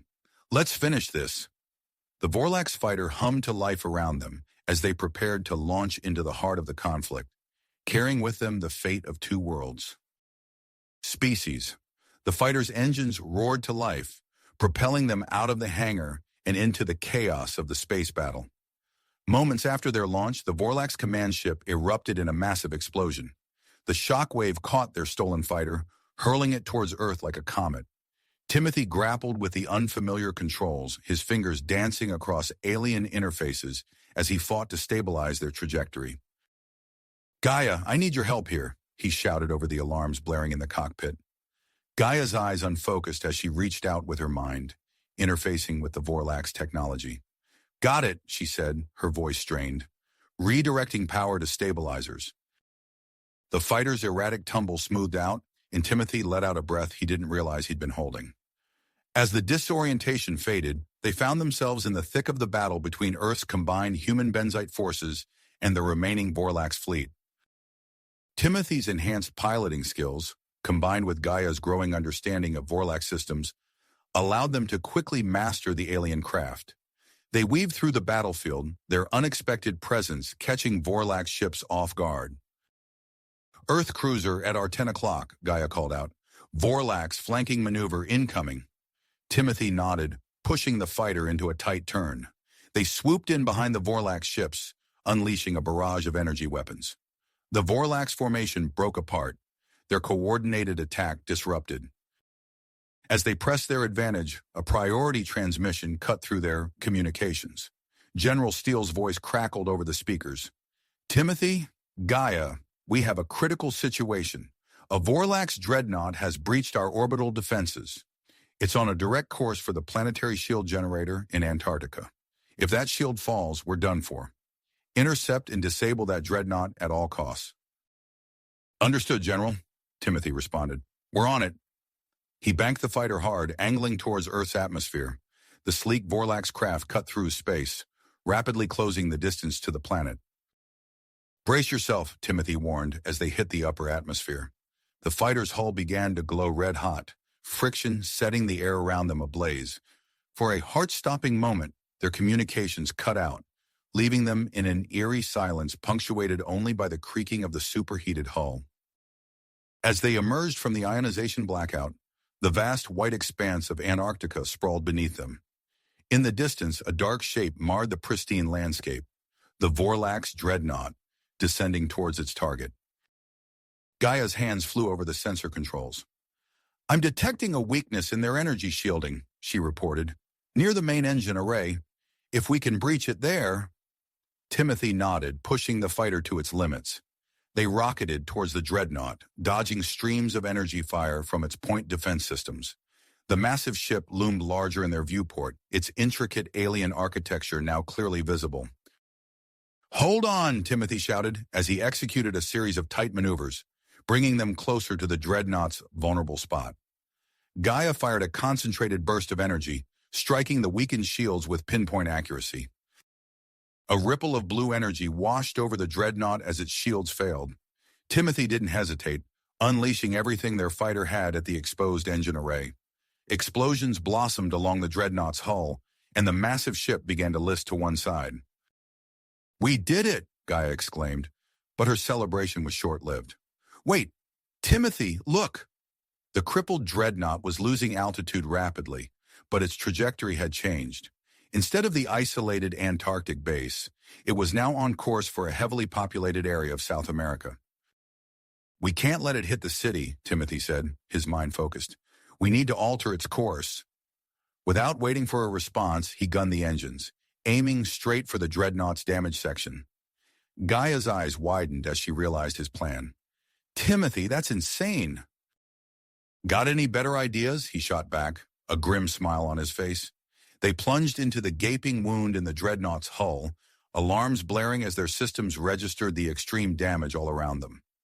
Gaia worked feverishly, redirecting power from their weapons to create a localized energy surge. Now, she shouted. Timothy activated the surge, and for a moment the smaller craft's energy melded with the dreadnought's failing systems. Using every ounce of skill they possessed, they guided the massive ship away from the population center, angling it towards the vast emptiness of the Pacific Ocean. As the ocean rushed up to meet them, Timothy and Gaia shared a look of understanding. Their fighter was trapped, embedded in the dreadnought's hull. There was no flying out of this one. Exosuits, Timothy said, already moving to grab his helmet. Gaia nodded, following suit. They raced through the disintegrating corridors of the Vorlak's ship, the structure groaning and buckling around them. An escape pod loomed ahead, its alien design a stark reminder of the unlikeliness of their situation. They dove into the pod just as the dreadnought struck the ocean. The impact sent shockwaves through the ship, and a massive wall of water rose up around them. The escape pod, designed for the much larger Vorlak's, shot out of the sinking dreadnought like a cork from a bottle. Timothy and Gaia struggled with the oversized controls, their movements hampered by their damaged exosuits. The pod careened through the air, spinning wildly before smashing into the surface of a small tropical island. As the dust settled, Timothy and Gaia extracted themselves from the wreckage of the escape pod. They stood on a pristine beach, the sounds of waves lapping at the shore a surreal contrast to the space battle they had left behind. Timothy's exosuit crackled and sparked, the damage from their ordeal finally taking its toll. He removed his helmet, taking in a deep breath of the salty air. "Well," he said, looking at Gaia, "I guess we're not in Antarctica anymore." Gaia managed a weak smile as she surveyed their surroundings. The lush greenery of the tropical island stretched out before them, a paradise untouched by the conflict that raged above. "We need to find a way to contact Earth," she said, her voice tinged with urgency. As the adrenaline of their escape began to fade, the reality of their situation set in. They were stranded on an unknown island, their equipment damaged, with no immediate hope of rescue. The sun was setting, painting the sky in brilliant hues of orange and pink. "We should find shelter and fresh water," Timothy said, his training kicking in. "We can start looking for a way to communicate in the morning." Gaia nodded, her eyes meeting Timothy's. The intensity of their shared experience hung between them, unspoken but palpable.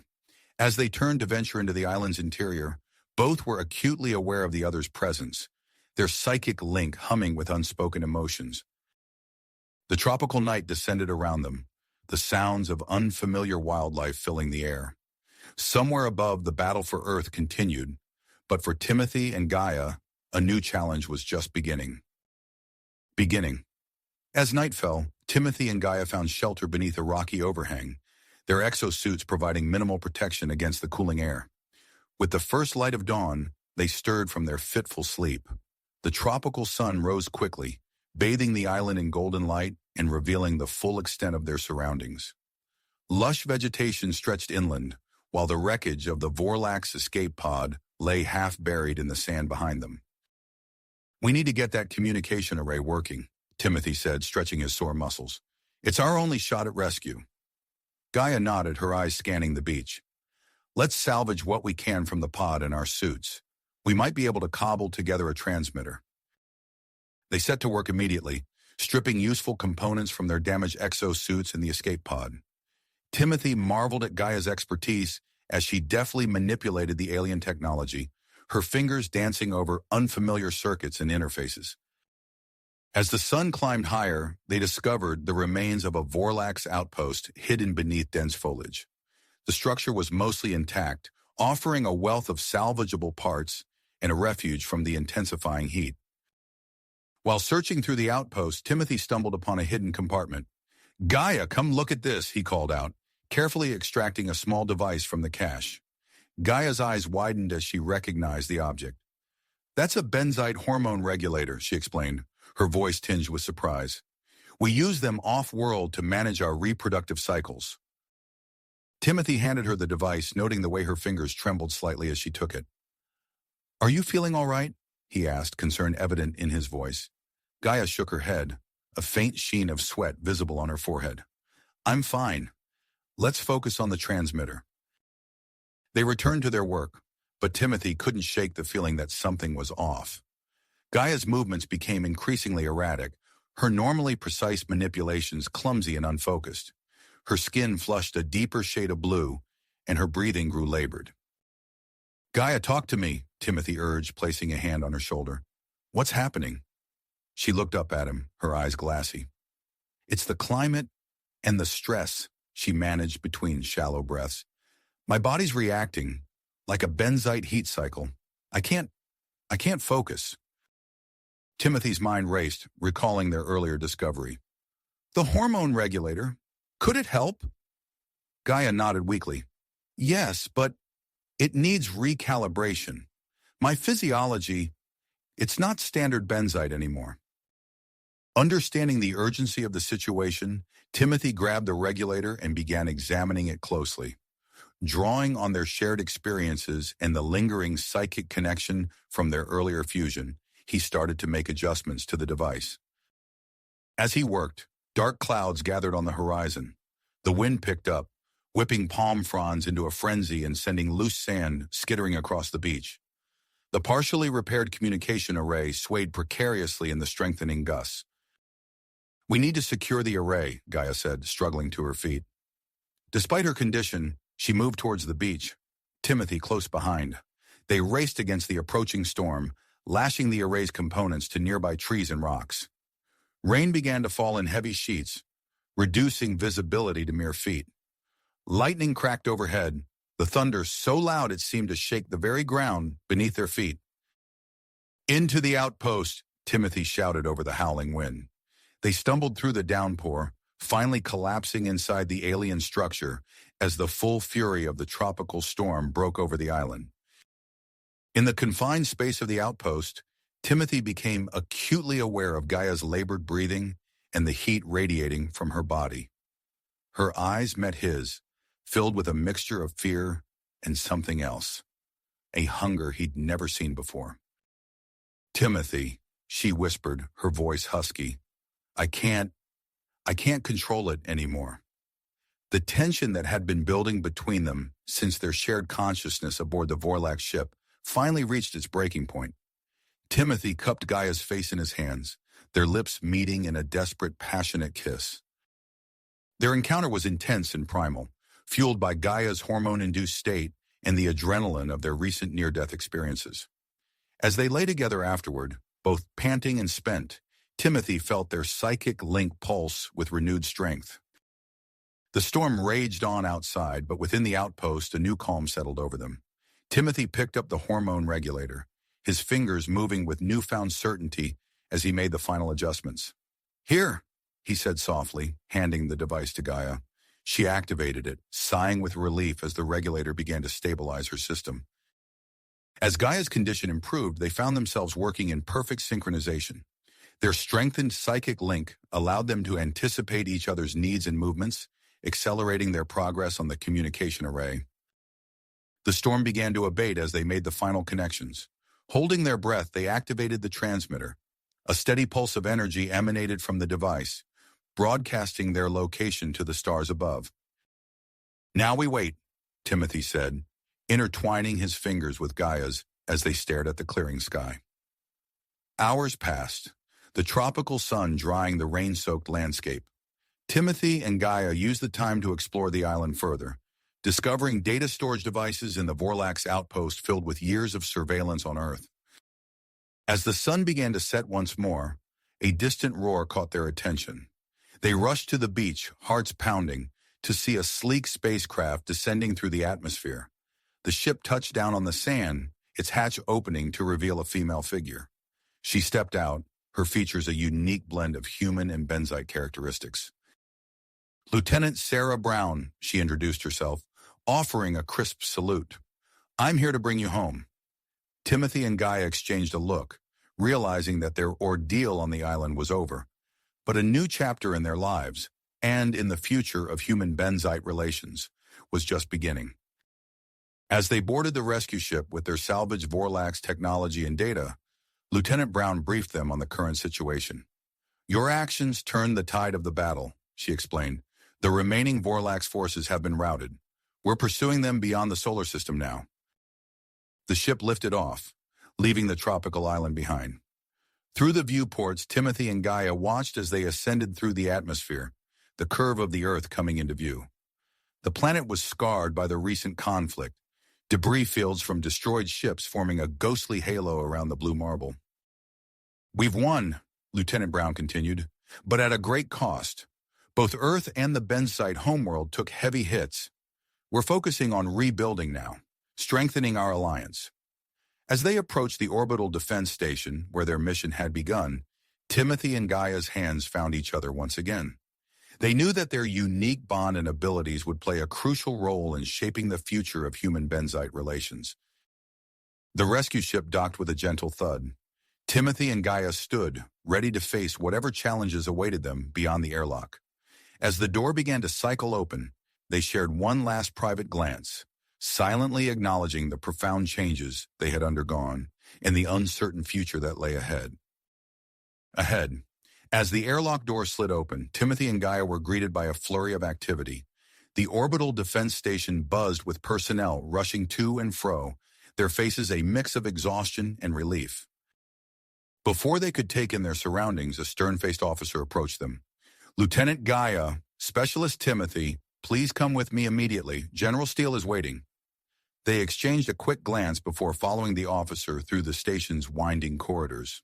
The signs of recent battle were evident: scorch marks on walls, hastily repaired panels, and the occasional spark from damaged circuitry. The officer led them to a secure area where General Steele and Dr. Brown stood waiting.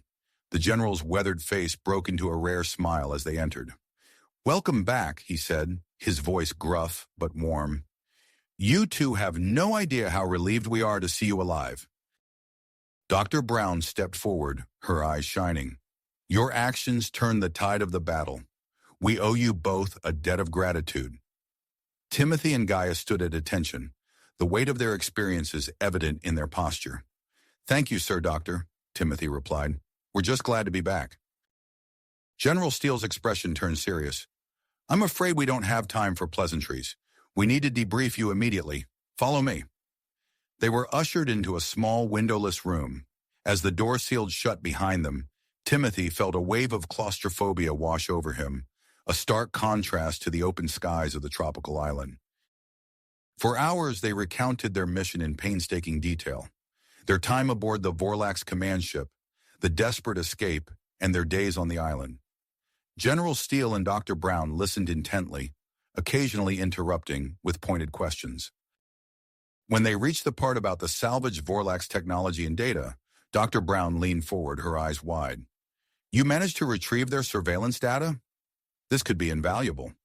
Timothy nodded, reaching into a pocket of his tattered uniform. He pulled out a small crystalline device. "It's all here. Years of data on Earth and our defenses." General Steele took the device carefully, examining it with a mix of curiosity and apprehension. "Excellent work. We'll assemble a team to analyze this immediately." As the debriefing continued, Timothy noticed Gaia's discomfort. She shifted in her seat, her blue skin flushed. He reached out through their psychic link, sensing her unease. "Sir," he interrupted, "I think we need a break. We've been through a lot, and I believe Lieutenant Gaia requires medical attention." Dr. Brown's brow furrowed as she looked at Gaia more closely. "Of course, I should have realized. We'll continue this later. For now, let's get you both to medical." They were escorted to the station's medical bay, a stark white facility humming with advanced equipment. A team of doctors, led by a stern-looking woman with graying hair, greeted them. "I'm Dr. Elena Petrova," she introduced herself. "We'll be conducting thorough examinations to assess any effects from your exposure to Vorlax technology and the tropical environment." The next few hours were a blur of scans, blood tests, and probing questions. Timothy watched as Dr. Petrova's expression grew increasingly puzzled as she reviewed their results. "This is unexpected," she muttered, her eyes darting between her datapad and the two patients. "Your physiologies have undergone significant changes." Timothy felt a spike of alarm through his link with Gaia. "What kind of changes?" he asked, trying to keep his voice steady. Dr. Petrova turned to him. "Your neural plasticity has increased dramatically. Your brain is showing signs of enhanced cognitive function, likely due to your prolonged psychic link with Lieutenant Gaia." She then addressed Gaia. "As for you, Lieutenant, your hybrid physiology seems to be adapting further. Your human and benzite traits are becoming more seamlessly integrated." Gaia's antennae twitched nervously. "Is this dangerous?" Dr. Petrova shook her head. "Not immediately, no, but I'm recommending an extended period of observation and study. We need to understand these changes fully." As if on cue, General Steele entered the medical bay, his face grave. "I hope you're both feeling better," he said, his tone suggesting he had more on his mind than their health. "Sir," Timothy prompted. The general took a deep breath. "In light of your unique abilities and experiences, we believe you two are now our most valuable assets in this post-invasion world. We're forming a new joint human benzite task force to reverse engineer Vorlax technology and develop advanced defense systems. We want you both to take key positions in this task force." Timothy and Gaia looked at each other, a mix of emotions flowing through their link: excitement, apprehension, and a deep sense of responsibility. "We'd be honored, sir," Gaia replied, speaking for both of them. General Steele nodded, a hint of a smile on his face. Good, because we're going to need you. The media's caught wind of your return, and they're clamoring for interviews. We're arranging a press conference. Your story, your partnership, it's become a symbol of our alliance with the Benites. As the general continued outlining their new roles and responsibilities, Timothy felt the weight of expectation settling on his shoulders. He reached out, taking Gaia's hand in his own. Through their touch, he sensed her willpower, her strength, and knew that whatever challenges lay ahead, they would face them together. The station's intercom crackled to life, interrupting General Steele mid-sentence. General, we need you in the command center immediately. Long-range sensors have detected an unidentified object approaching the solar system. The atmosphere in the room shifted instantly, tension crackling like electricity. General Steele's face hardened as he turned to Timothy and Gaia. It looks like your first assignment just arrived, he said grimly. Let's go. Go, the general said, his voice tight with urgency. We need your expertise on this. Timothy and Gaia exchanged a quick glance, their enhanced connection allowing them to communicate without words. They nodded in unison and followed General Steele out of the medical bay. As they rushed through the station's corridors, Timothy felt a surge of adrenaline coursing through his veins. Their recent ordeal had honed their skills and deepened their bond, preparing them for this moment.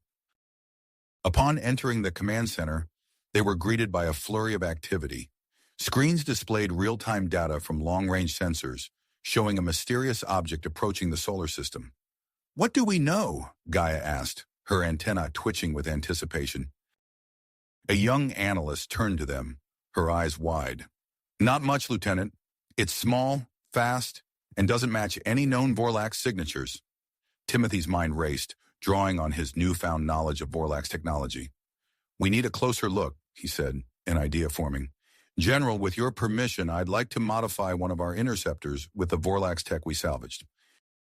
General Steele raised an eyebrow but nodded. Do it. You have 1 hour. The next 60 minutes were a blur of activity. Timothy and Gaia worked in perfect synchronization, their enhanced abilities and intimate connection allowing them to achieve in an hour what would normally take days. They integrated Vorlax cloaking technology and weapon systems into a standard interceptor, creating a hybrid craft unlike anything Earth had seen before. As they prepared to launch, Dr. Elena Petrova approached them, her face etched with concern. Be careful out there, she warned. We still don't fully understand how your physiological changes might affect you in space. Timothy nodded, feeling the weight of responsibility on his shoulders. We'll be careful, Doctor, but this is what we're meant to do. With a final systems check, Timothy and Gaia boarded the modified interceptor. As the airlock sealed behind them, they settled into their roles. Timothy at the helm, Gaia managing the complex hybrid systems. The launch was smooth, the enhanced engines propelling them away from the station with startling speed. As they approached the outer edges of the solar system, the unidentified object came into view on their sensors. It's not Vorlax, Gaia said, her voice filled with surprise. The energy signature is completely different. Timothy maneuvered the interceptor closer, engaging the cloaking system. As they drew near, they made a startling discovery. I'm detecting life signs, Gaia reported, her fingers dancing over the controls. It's a small ship, and they appear to be in distress. Timothy's heart raced as he carefully positioned their craft alongside the alien vessel. Can you establish communication? Gaia worked furiously, combining her knowledge of Benzite and Vorlax communication protocols. After several tense moments, a crackling voice came through their speakers, accompanied by a rudimentary visual feed. The image on the screen took their breath away.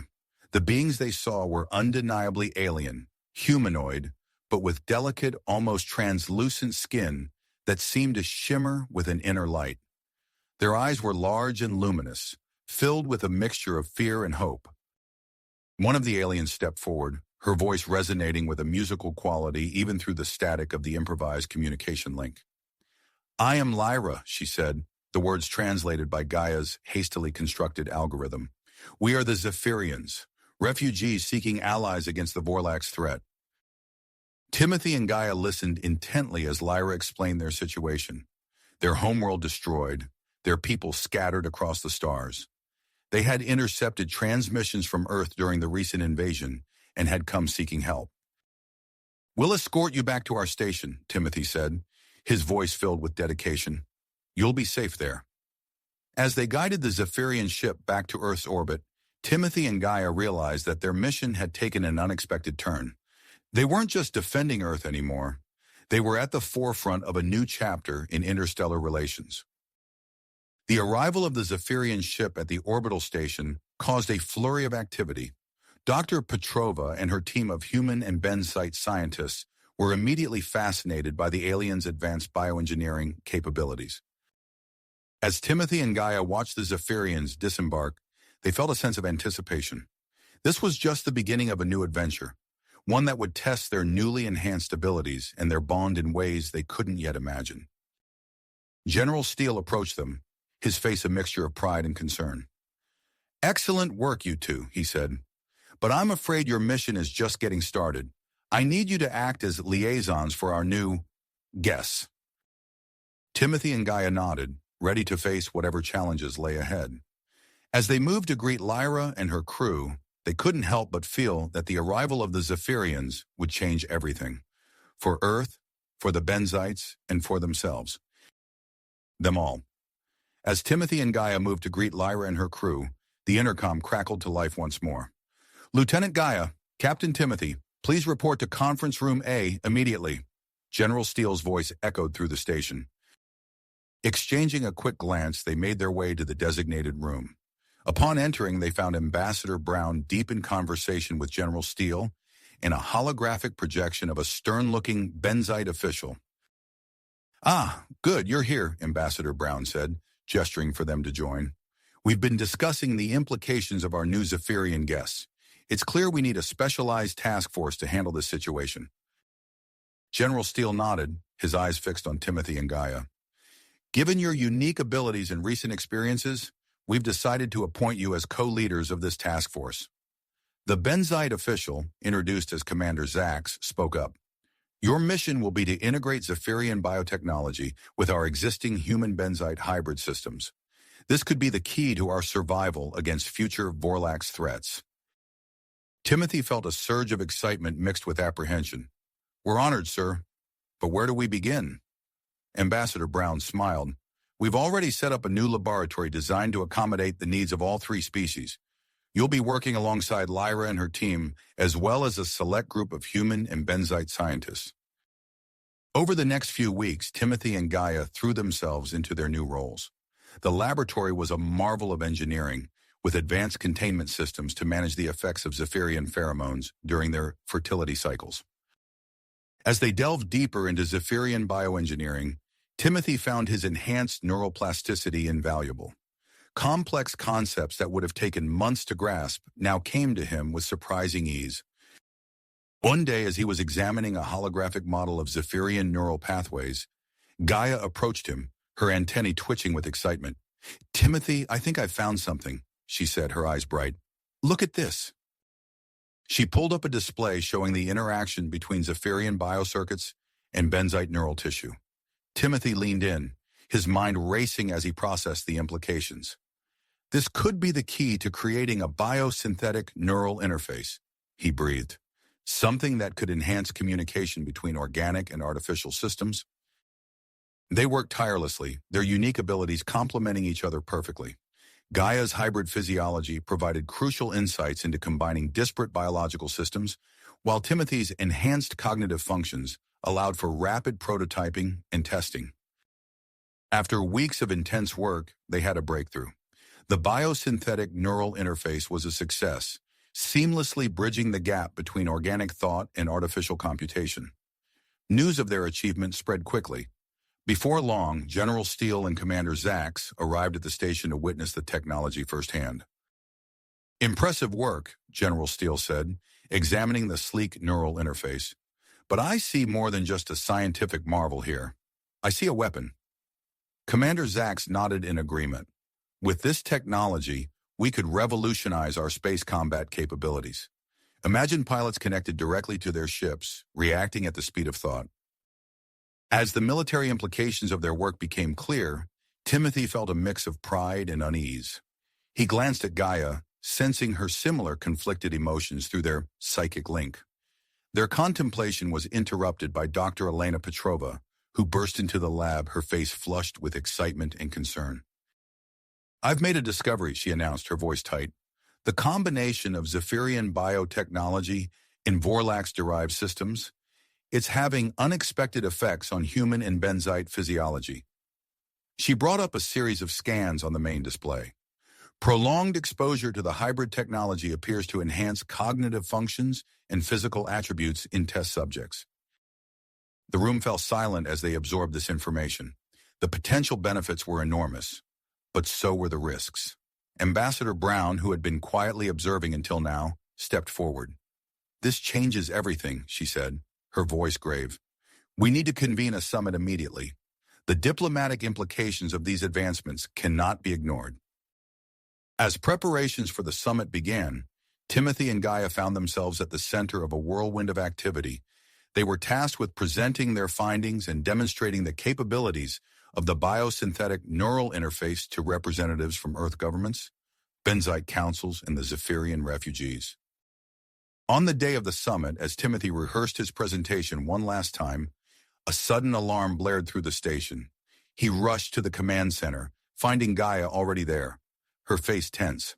"Long-range sensors have detected another unidentified object entering the solar system," she reported, "and this time it's showing signs of Vorlax origin." General Steele's voice cut through the chaos. "We need to respond immediately. Timothy, Gaia, you'll lead the response team. It's time to put your creation to the test." Timothy nodded, his heart racing. "Understood, sir, but first I need to undergo the integration procedure for the neural interface." As he was prepped for the risky procedure, Timothy caught Gaia's worried gaze. He reached out through their link, sending waves of reassurance. "I'll be fine," he said softly. "This is what we've been preparing for."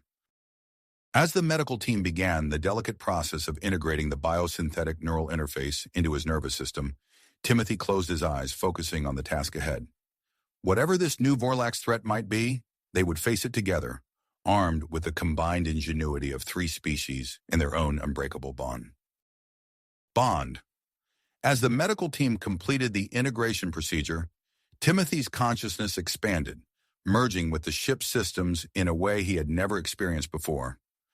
"Neural interface integration successful," Dr. Petrova announced, her voice tinged with a mix of professional satisfaction and personal concern. "How do you feel, Timothy?" Timothy blinked, adjusting to the flood of information coursing through his mind. "I feel connected," he said, his voice filled with wonder. "It's like the ship is an extension of my own body." Gaia squeezed his hand, her antennae twitching with a combination of excitement and apprehension. "Remember, we're in this together," she said softly.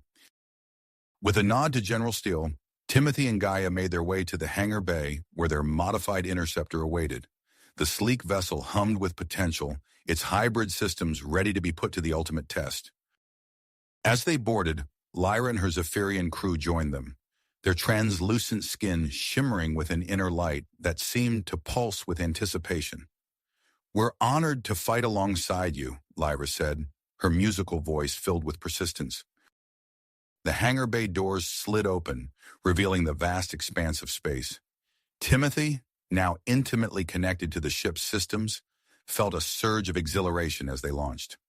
The interceptor's enhanced engines propelled them away from the station with breathtaking speed, quickly closing the distance to the unidentified Vorlax object. As they approached, Timothy activated the advanced cloaking technology. The ship seemed to fade from view, becoming one with the surrounding space. Through his neural interface, Timothy felt the subtle shifts in the ship's energy field, maintaining their invisibility with a level of precision that would have been impossible without the biosynthetic link. Gaia's fingers danced over the sensor controls, her hybrid physiology allowing her to interpret the complex data streams with unprecedented speed and accuracy. "We're approaching a field of debris," she reported, "remnants from our previous encounter with the Vorlax fleet." Timothy guided the interceptor through the debris field, his heightened connection to the ship allowing him to navigate the treacherous obstacles with fluid grace. As they emerged from the field, the Vorlax object came into view. That's, not what I expected, Lyra said, her large eyes widening in surprise. Before them loomed a massive structure, nearly the size of a small asteroid. Its surface was a complex lattice of organic and mechanical components, pulsing with an eerie, otherworldly energy. It's a data probe, Gaia realized, her antennae twitching as she analyzed the incoming sensor data. And it's gathering information about our solar system's defenses. Timothy felt a chill run down his spine as he processed this information through his neural link. We can't let it transmit that data back to Vorlak's space, he said, his voice tight with urgency. As if in response to his words, the probe's energy signature suddenly shifted. Gaia's hands flew over the controls, her eyes widening in alarm. It's preparing to transmit, she exclaimed. Without hesitation, Timothy initiated a daring maneuver. Using his direct neural connection to the ship's systems, he guided the interceptor into a precise docking position with the massive probe. The ship's adaptive hull technology engaged, creating an airtight seal against the probe's surface. Lyra, Timothy called out, his mind racing with possibilities. Can you interface with the probe's organic components? The Zephirian scientist nodded, her delicate fingers already dancing over her bioengineering equipment. I believe so, she replied, her voice filled with tenacity. Give me a few moments to develop an interface protocol. As Lyra worked, Timothy became aware of a subtle shift in the atmosphere within the ship. A sweet, intoxicating scent filled the air, and he felt a strange warmth spreading through his body. With a start, he realized what was happening. The Zephirian fertility cycle was intensifying, triggered by the high-stress situation and proximity to the alien technology. Timothy's enhanced senses, already heightened by the neural interface, became overwhelmed by the surge of Zephirian pheromones. He struggled to maintain his focus, feeling his control over the ship's systems begin to waver. Gaia, noticing Timothy's distress, quickly took charge. I'll lead the boarding party, she announced, her voice cutting through the haze in Timothy's mind. We need to disable that transmission before it's too late. As Gaia assembled a small team, including 2 Benites engineers and a human weapons specialist, Timothy fought to regain control of his faculties. He watched through the ship's sensors as Gaia and her team made their way onto the Vorlak's probe, navigating through its maze-like interior. Inside the probe, Gaia and her team encountered a series of automated defense systems that blended organic and technological components. Using their combined expertise, they managed to bypass these defenses, pushing deeper into the heart of the alien structure. Meanwhile, Timothy struggled to maintain the interceptor's position, his neural link with the ship becoming increasingly erratic. Lyra, fighting against her own biological imperatives, worked tirelessly to stabilize Timothy's connection, using her bioengineering skills to filter out the effects of the pheromones. As Gaia's team reached the central data core of the probe, they made a shocking discovery. The probe contained not only information about Earth's defenses, but also detailed scans of Zephirian technology. The implications were clear. The Vorlaks had been tracking the Zephirian refugees across the galaxy, potentially planning a renewed assault on both Earth and the remaining Zephirian populations. With time running out, Gaia began the process of extracting the crucial data while simultaneously planting a virus to disable the probe. Suddenly, alarms blared throughout the structure. The Vorlak systems had initiated a self-destruct sequence. Timothy! Gaia's voice crackled through the comm system. We need more time. Fighting through the haze of Zephirian pheromones, Timothy forced himself to focus. He engaged the interceptor's newly developed biosynthetic tethers, securing the probe to their ship. As Gaia and her team completed the data extraction, Timothy began a complex series of maneuvers, straining to drag the massive probe away from Earth's defensive perimeter. The interceptor systems screamed in protest as Timothy pushed them to their limits. In a moment of clarity, Lyra interfaced with the ship's life support systems, using her Zephirian abilities to enhance its performance. This boost allowed Timothy to put crucial distance between the probe and Earth's defenses. Data secured, Gaia's voice rang out. Initiating emergency evacuation. Seconds before detonation, Gaia and her team used their personal transporter devices to materialize in the interceptor's airlock. Timothy, his mind melded with the ship's systems, executed a final desperate maneuver to break free from the probe's gravitational pull. The Vorlax probe exploded in a massive surge of energy, temporarily overwhelming the interceptor's sensors. As the ship stabilized, the crew realized they had succeeded in their mission, preventing the probe from transmitting its data and acquiring vital intelligence about Vorlax operations. Exhausted and drained, Timothy disengaged from the neural interface, his body trembling from the strain. As the interceptor limped back towards the orbital station, he looked around at his battered but victorious crew. They had proven the effectiveness of their integrated technologies, but at a great cost. As Earth's orbital station came into view, Timothy knew that this was only the beginning. The data they had retrieved would change everything, revealing a larger galactic conflict that threatened not just Earth, but countless other worlds. With Gaia at his side and Lyra's unwavering support, Timothy steeled himself for the challenges that lay ahead, knowing that their journey into the heart of this interstellar war had only just begun. With Gaia at his side and Lyra's unwavering support, Timothy steeled himself for the challenges that lay ahead, knowing that their journey into the heart of this interstellar war had only just begun. As the interceptor docked with the orbital station, the gravity of their situation became immediately apparent.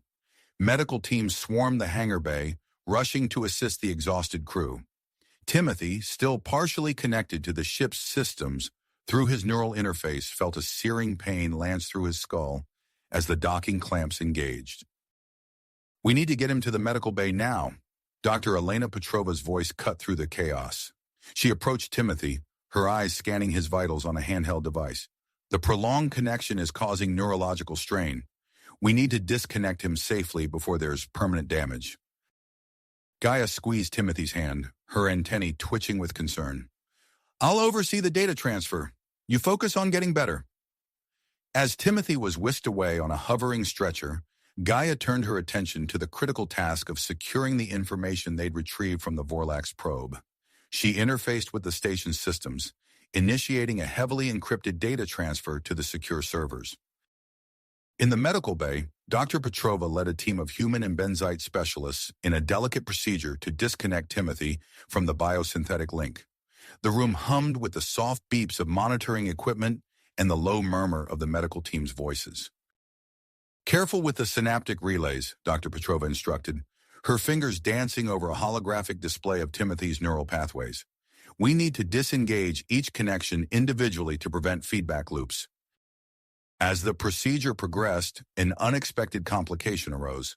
Lyra, who had accompanied Timothy to provide support, suddenly stiffened, her translucent skin flushing with an intense inner light. "Dr. Petrova," she gasped, her musical voice strained, "I think my fertility cycle is intensifying." The doctor's eyes widened as she realized the implications. "The stress of the mission and exposure to Vorlax technology must have triggered it," she said, quickly assessing the situation. "We need to implement quarantine protocols immediately. Nurse, activate the biohazard containment field around this section of the medical bay." A shimmering force field sprang to life, isolating Timothy, Lyra, and the medical team from the rest of the station. Dr. Petrova turned to her benzite colleague, Dr. Zax. "We need to finish this procedure quickly. The Zephyrian pheromones could affect our ability to work precisely if exposure is prolonged." As they raced against time to safely disconnect Timothy, Gaia was facing challenges of her own in the data center. The information from the Vorlax probe was vast and complex, revealing a network of alien civilizations far more extensive than they had imagined. "Ambassador Brown," Gaia called over the comm system, "you need to see this immediately. The Vorlax threat extends far beyond our system. They're systematically expanding across multiple sectors of the galaxy." Ambassador Brown's voice crackled through the speakers. "Understood, Gaia. I'm calling an emergency meeting with Earth's leadership and representatives from the Benzite and Zephyrian delegations. We need to assess our options and formulate a response." As the station buzzed with activity, General Steele entered the data center, his face grim. "What's our defensive situation, Gaia? Are we vulnerable to another Vorlax incursion?" Gaia's fingers flew over the holographic interface, bringing up tactical displays. The probe was gathering detailed information on our defenses. We stopped the transmission, but we have to assume they'll send another. We need to enhance our capabilities rapidly. General Steele nodded, his mind already racing with possibilities. I want a joint team of human and Benzite engineers working on adapting Zephirian biotechnology to our weapon systems. We need every advantage we can get. Back in the medical bay, Dr. Petrova and her team had successfully disconnected Timothy from the neural interface. He lay on the biobed, his eyes fluttering open as the sedation wore off. How do you feel? Dr. Petrova asked, scanning him with a medical tricorder. Timothy groaned, his voice hoarse. Like I've been hit by a starship, but I'm alive thanks to you. Dr. Petrova smiled, relief evident in her eyes. You'll need time to recover fully. The neural stress was significant. As Timothy regained his bearings, he noticed the containment field and Lyra's obvious discomfort. What's happening? He asked, concern creeping into his voice. Dr. Zach stepped forward, his Benzite features set in a serious expression. Lyra's fertility cycle has intensified, likely due to our recent encounters with Vorlax technology. We've had to implement quarantine procedures to prevent the pheromones from affecting the entire station. Timothy's brow furrowed as he processed this information. This could complicate our operations significantly. We need to find a way to manage this situation. As if in response to his words, Ambassador Brown's voice came over the station-wide communication system. Attention all personnel. In light of recent developments, we are initiating Project Harmony, a collaborative effort to develop an effective pheromone suppression system using our combined technologies. We must stand united in the face of the challenges ahead. The announcement sparked a flurry of activity throughout the station. In the medical bay, Dr. Petrova and Dr. Zaks immediately began discussing potential approaches with Lyra, whose discomfort was visibly easing at the prospect of a solution. Meanwhile, Gaia, who had been coordinating data analysis efforts, suddenly felt a strange sensation coursing through her body. She leaned against a console, her vision blurring momentarily. Gaia, are you all right? A nearby technician asked, noticing her distress. She shook her head, trying to clear the fog that had settled over her mind. I'm not sure. Something feels different. As Gaia struggled to understand the changes occurring within her hybrid physiology, alarms suddenly blared throughout the station. Red warning lights flashed, casting an eerie glow over the data center. Security breach detected in the mainframe, an automated voice announced. Unknown virus detected. Initiating emergency protocols. Gaia's eyes widened as she realized the implications. The Vorlax probe, she whispered. It must have contained a dormant virus. She rushed to a terminal, her fingers flying over the interface as she attempted to isolate the threat. The virus was unlike anything she had encountered before, adapting and evolving as it infiltrated the station's systems. In the medical bay, Timothy sat up, ignoring the protest of his aching body. We need to launch the mission now, he said urgently. If that virus transmits our plans to the Vorlax outpost, we'll lose our only advantage. Dr. Petrova shook her head. You're in no condition to... We don't have a choice, Timothy interrupted, swinging his legs off the bed. Gaia and I are the only ones who can pilot the modified interceptor effectively. We have to go now. As Timothy and Gaia raced to the hangar bay, the station descended into chaos around them. Emergency bulkheads slammed shut, isolating sections of the station as the virus spread. The interceptor, newly modified with hybrid technologies, stood ready in its launch cradle. They boarded quickly, Timothy wincing as he connected to the improved biosynthetic interface. Gaia took her position as co-pilot and tactical officer, her own changes momentarily forgotten in the urgency of the moment. Control, this is Interceptor 1, Timothy called over the comm, requesting emergency launch clearance. General Steele's voice crackled through the speakers. Clearance granted. Godspeed and good hunting. As the launch sequence initiated, alarms continued to blare throughout the station. The hangar bay doors slid open, revealing the vast expanse of space beyond. Timothy and Gaia exchanged a determined look as the interceptor's engines roared to life. With a burst of energy, the ship detached from its moorings and shot out into space. Behind them, the orbital station grew smaller, its future uncertain as it grappled with the Vorlax virus. Ahead lay the coordinates of the hidden Vorlax outpost, and with it, the fate of Earth and its newfound allies.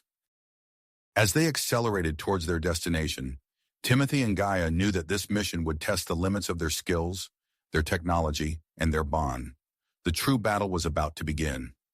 As they accelerated towards their destination, Timothy and Gaia knew that this mission would test the limits of their skills, their technology, and their bond. The true battle was about to begin. Timothy's hands danced across the control interface, activating the Interceptor's enhanced stealth systems. The ship's exterior shimmered, its surface adapting to mimic the surrounding space. Gaia monitored the systems closely, her eyes darting between holographic displays. "Stealth systems fully operational," she reported.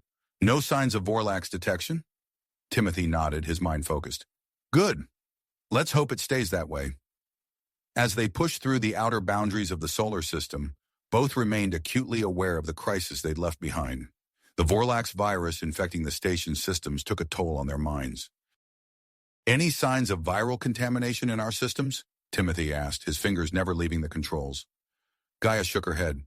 "Not yet, but I'm running continuous scans. If anything tries to infiltrate, we'll know." Hours passed as they journeyed deeper into space. The familiar constellations of home gave way to uncharted star systems. Suddenly, an alert chimed on Gaia's console. "Timothy, I'm detecting an anomaly," she said, her antennae twitching. "Approximately 500,000 kilometers off our port side." Timothy adjusted their course, bringing the interceptor closer to the anomaly. As they approached, the ship's sensors revealed a small, damaged spacecraft drifting lifelessly in the void.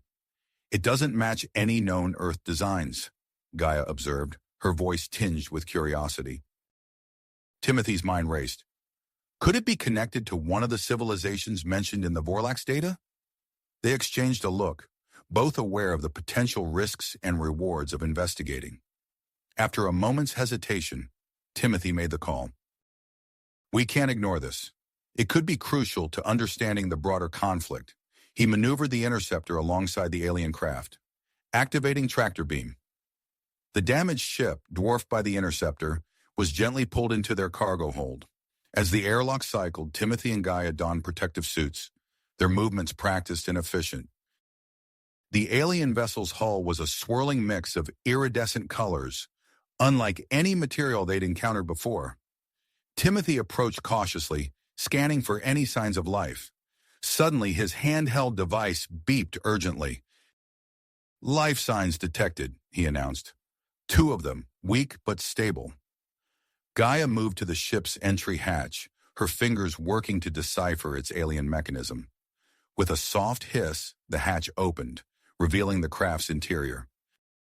Inside, they found 2 unconscious humanoid figures. The alien's skin shimmered with an otherworldly glow, and delicate, feather-like appendages grew from their arms and backs.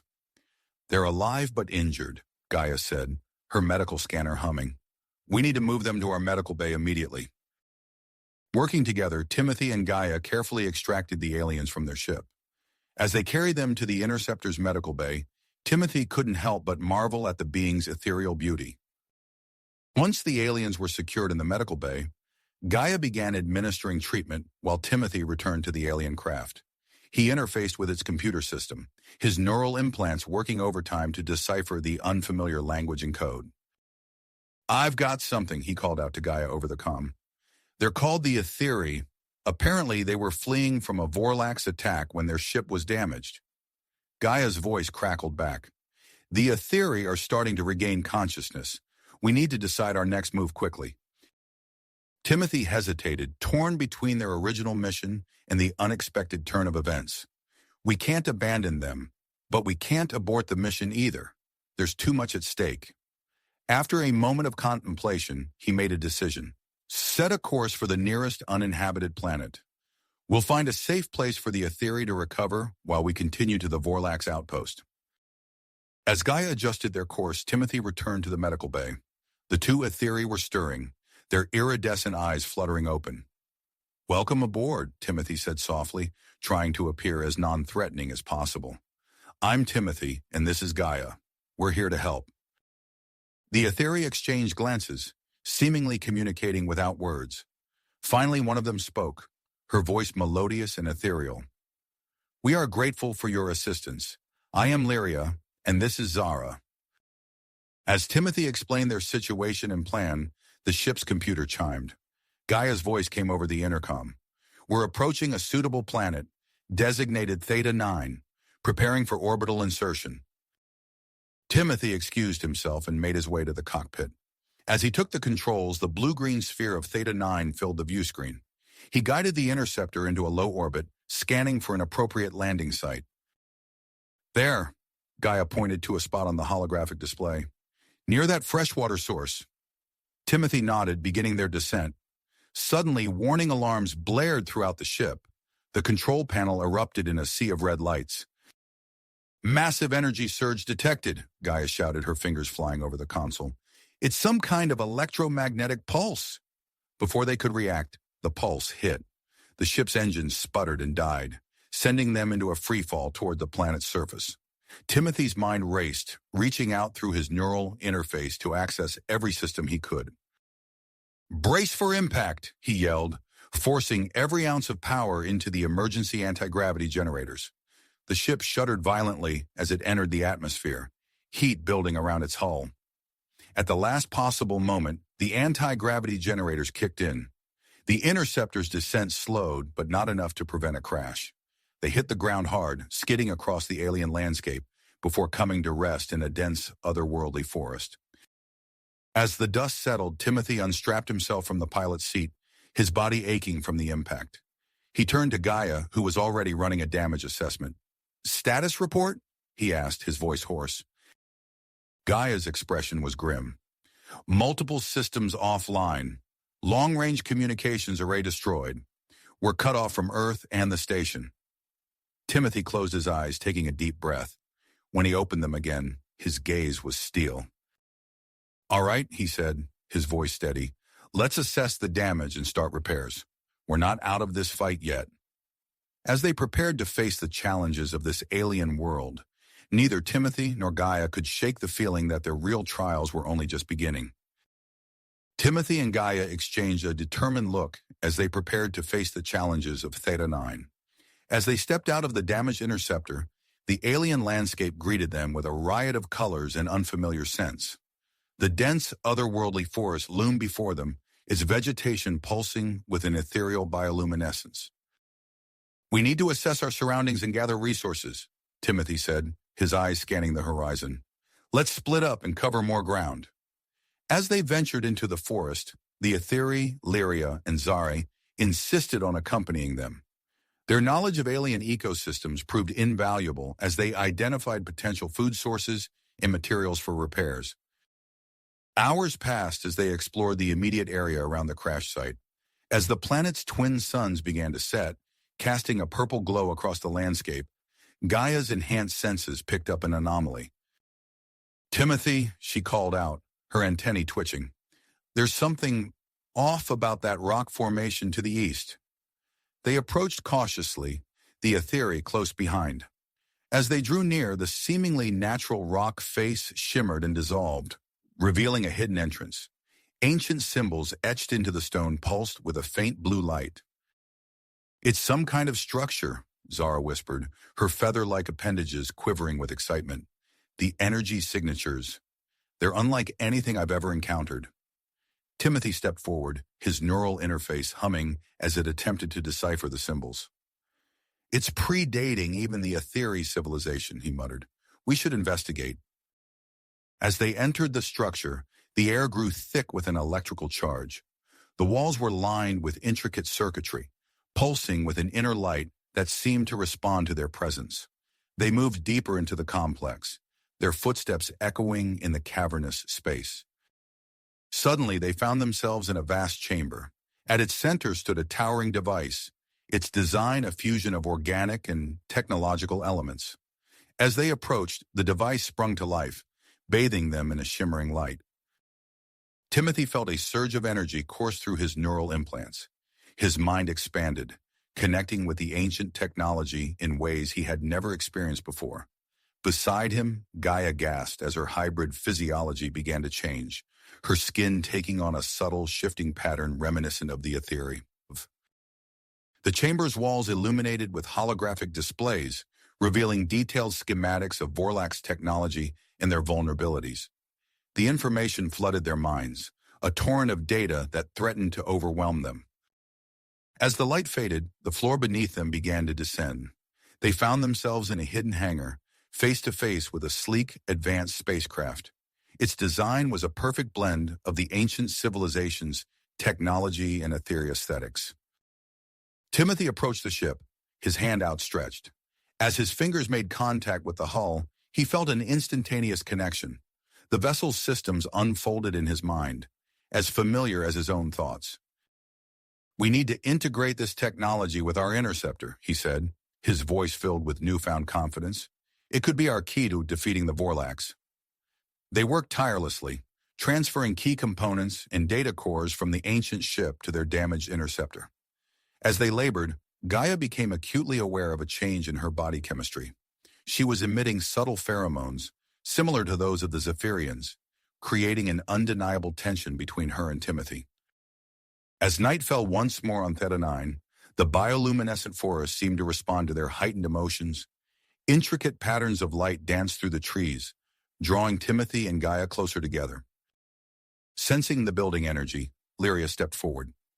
"There is a ritual," she said softly, "one that could harmonize your newfound abilities and strengthen your connection." Under the guidance of the Athere, Timothy and Gaia began a complex dance of energy manipulation. Their bodies moved in perfect synchronization, channeling the planet's natural energies. As the ritual reached its climax, their bodies began to glow with an inner light, their consciousness expanding to encompass the surrounding forest. In that moment of intense connection, the barriers between them fell away. Their long-suppressed feelings for each other manifested physically, their bodies intertwining in a passionate embrace. The Athere witnessed their union, channeling the released energy to further empower the upgraded interceptor. As dawn broke, they emerged from the ancient structure, their bodies still humming with residual energy.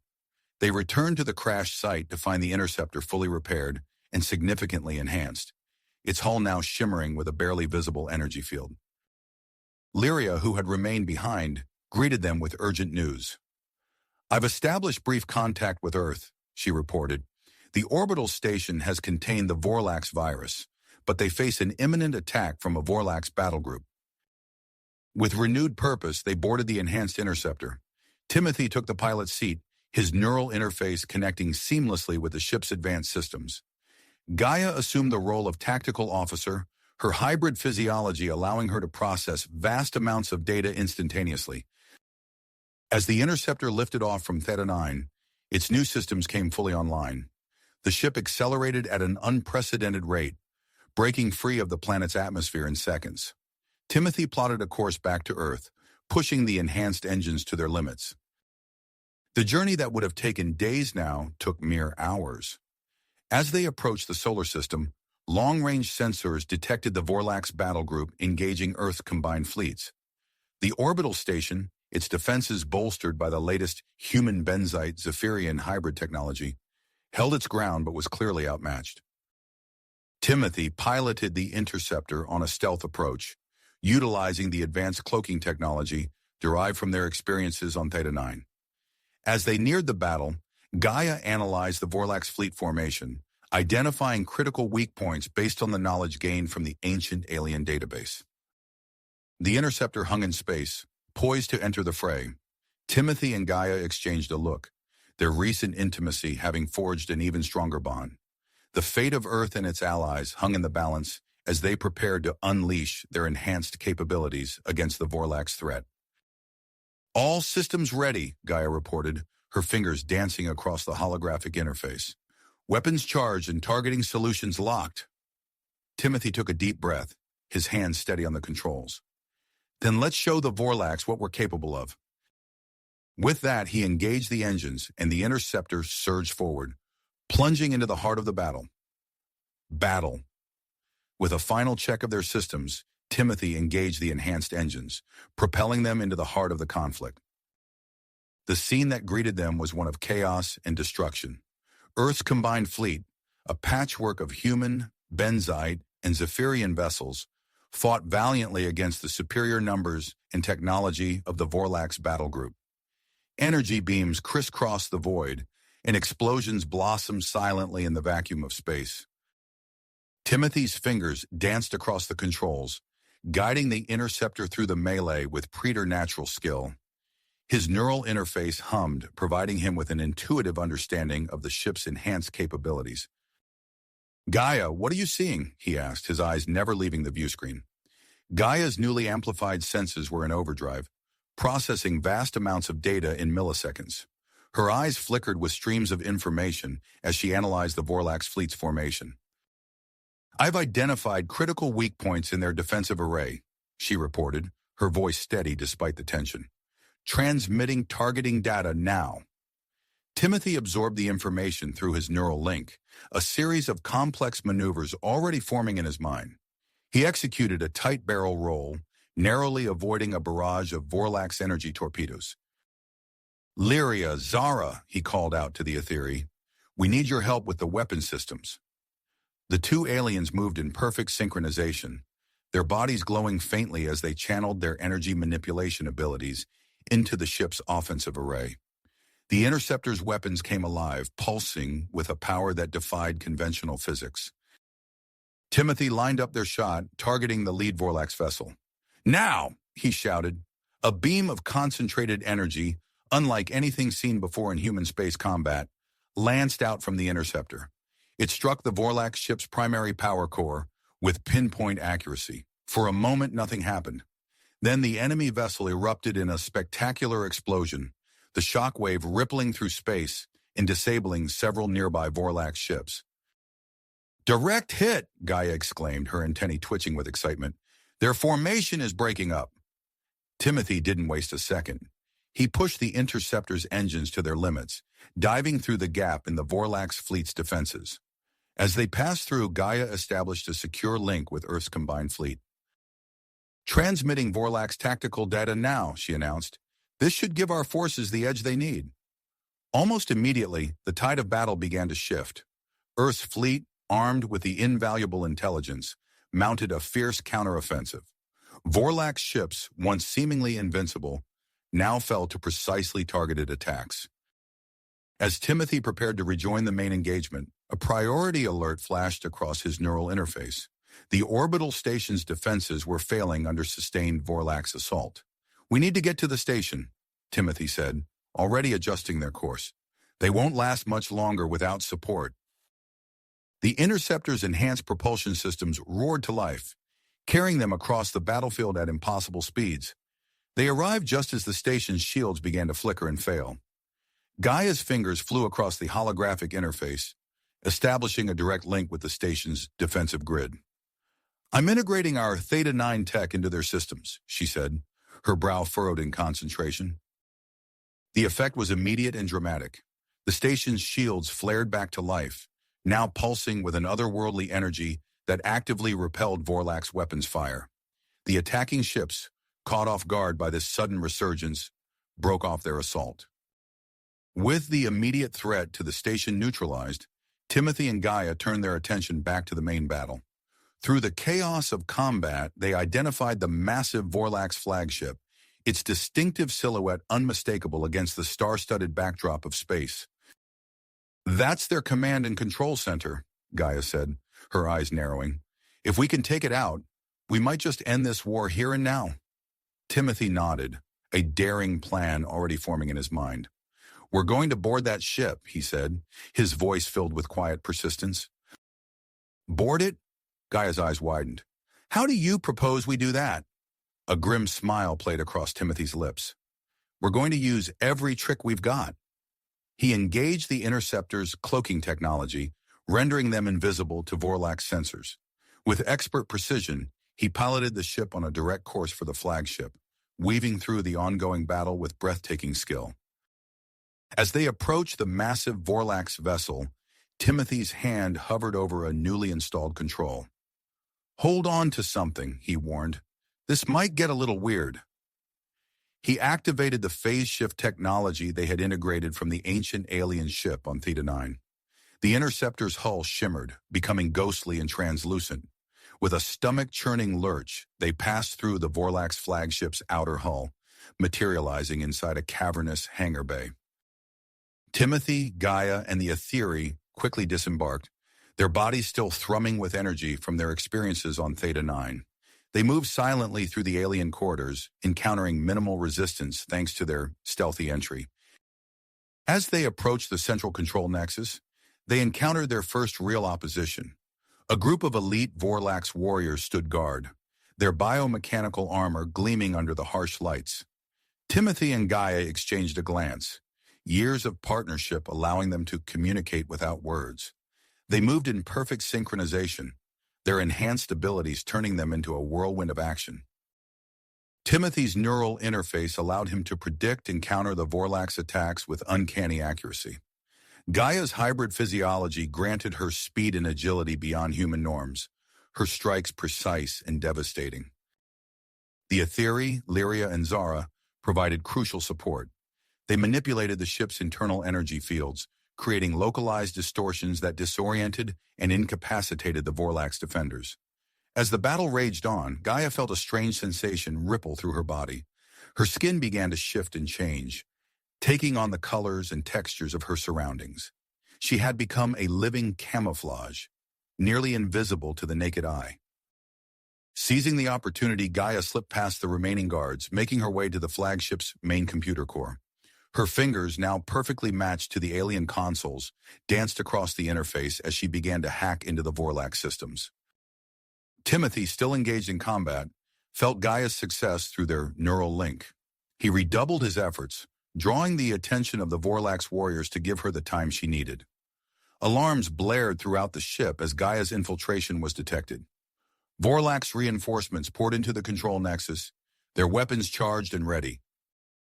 Timothy, his neural interface now fully integrated with the ancient alien technology, began the process of overriding the Vorlax command systems.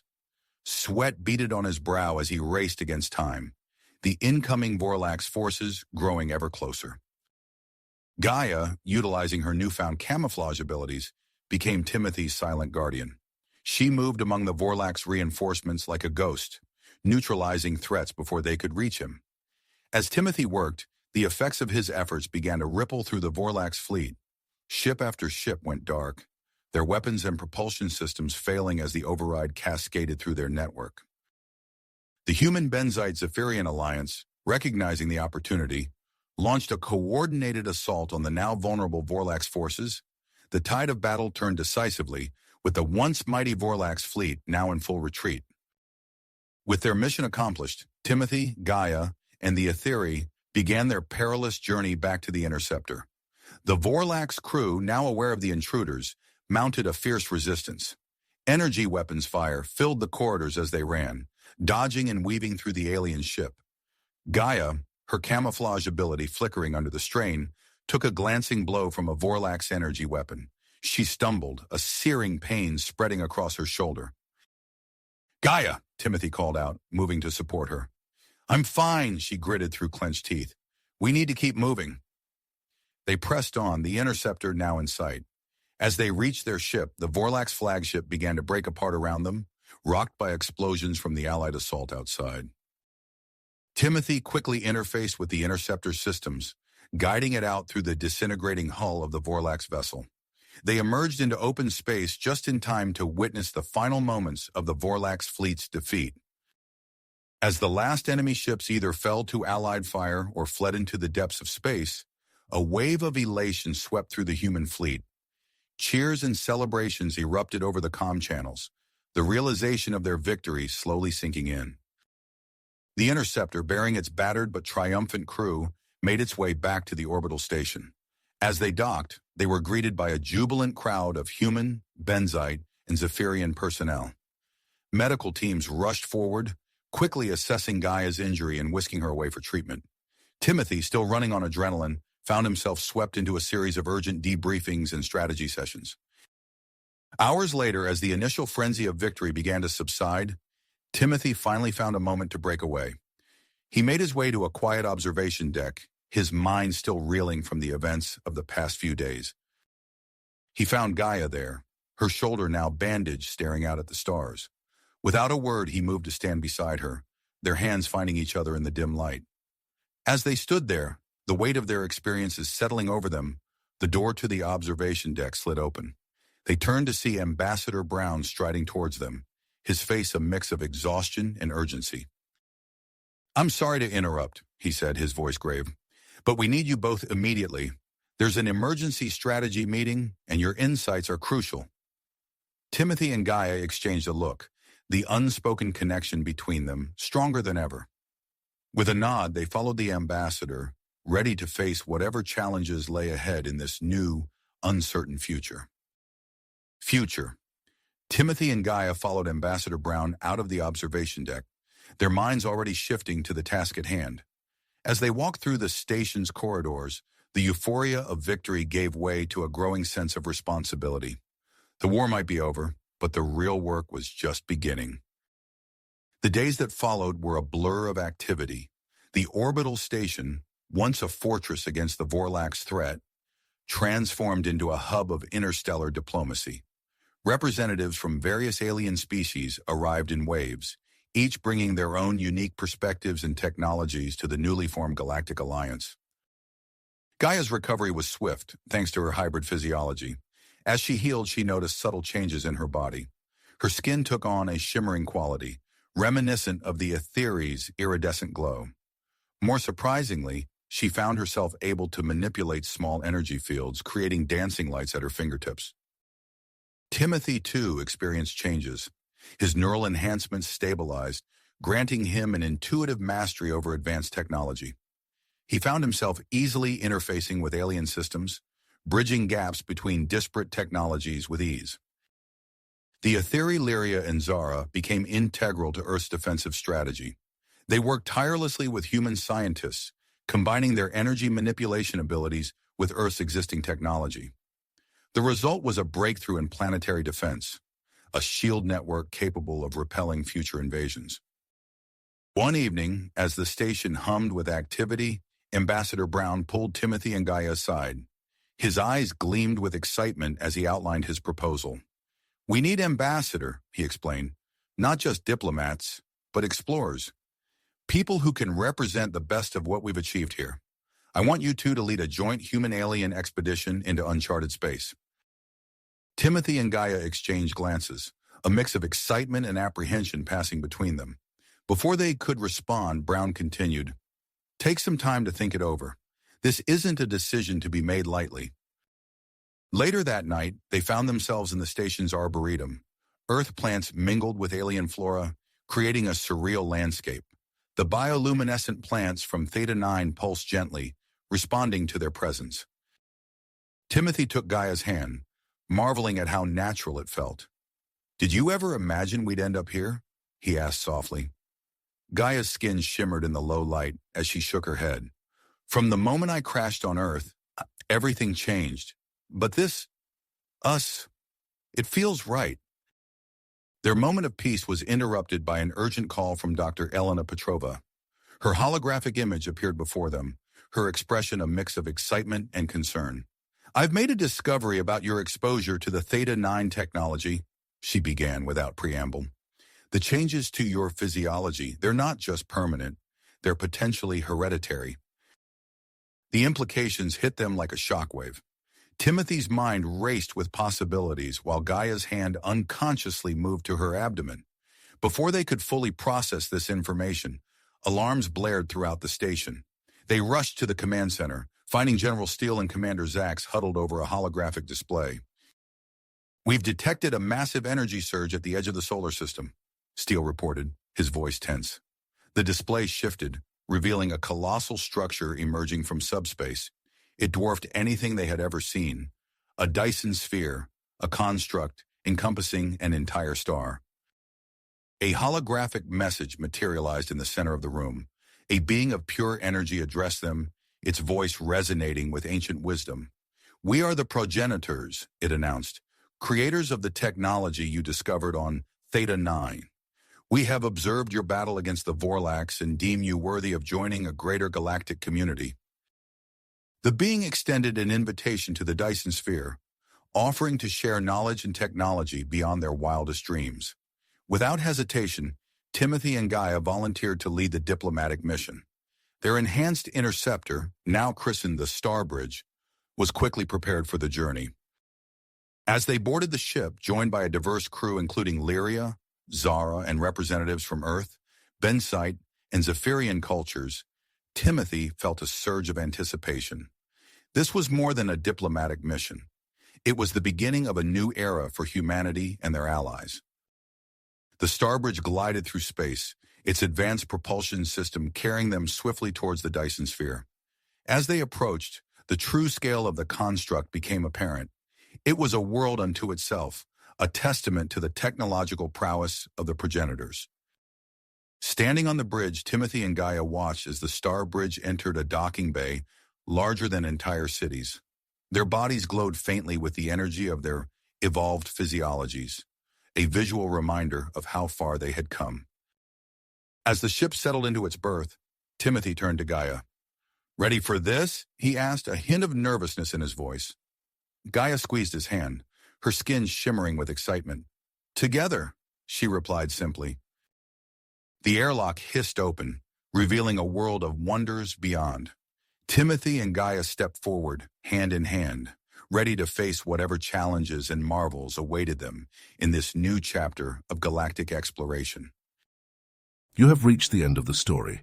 If you enjoyed this story and want to support us, please leave a like and subscribe to our channel, and for every comment that says 88, I will heart every single one of them. Thank you for your time.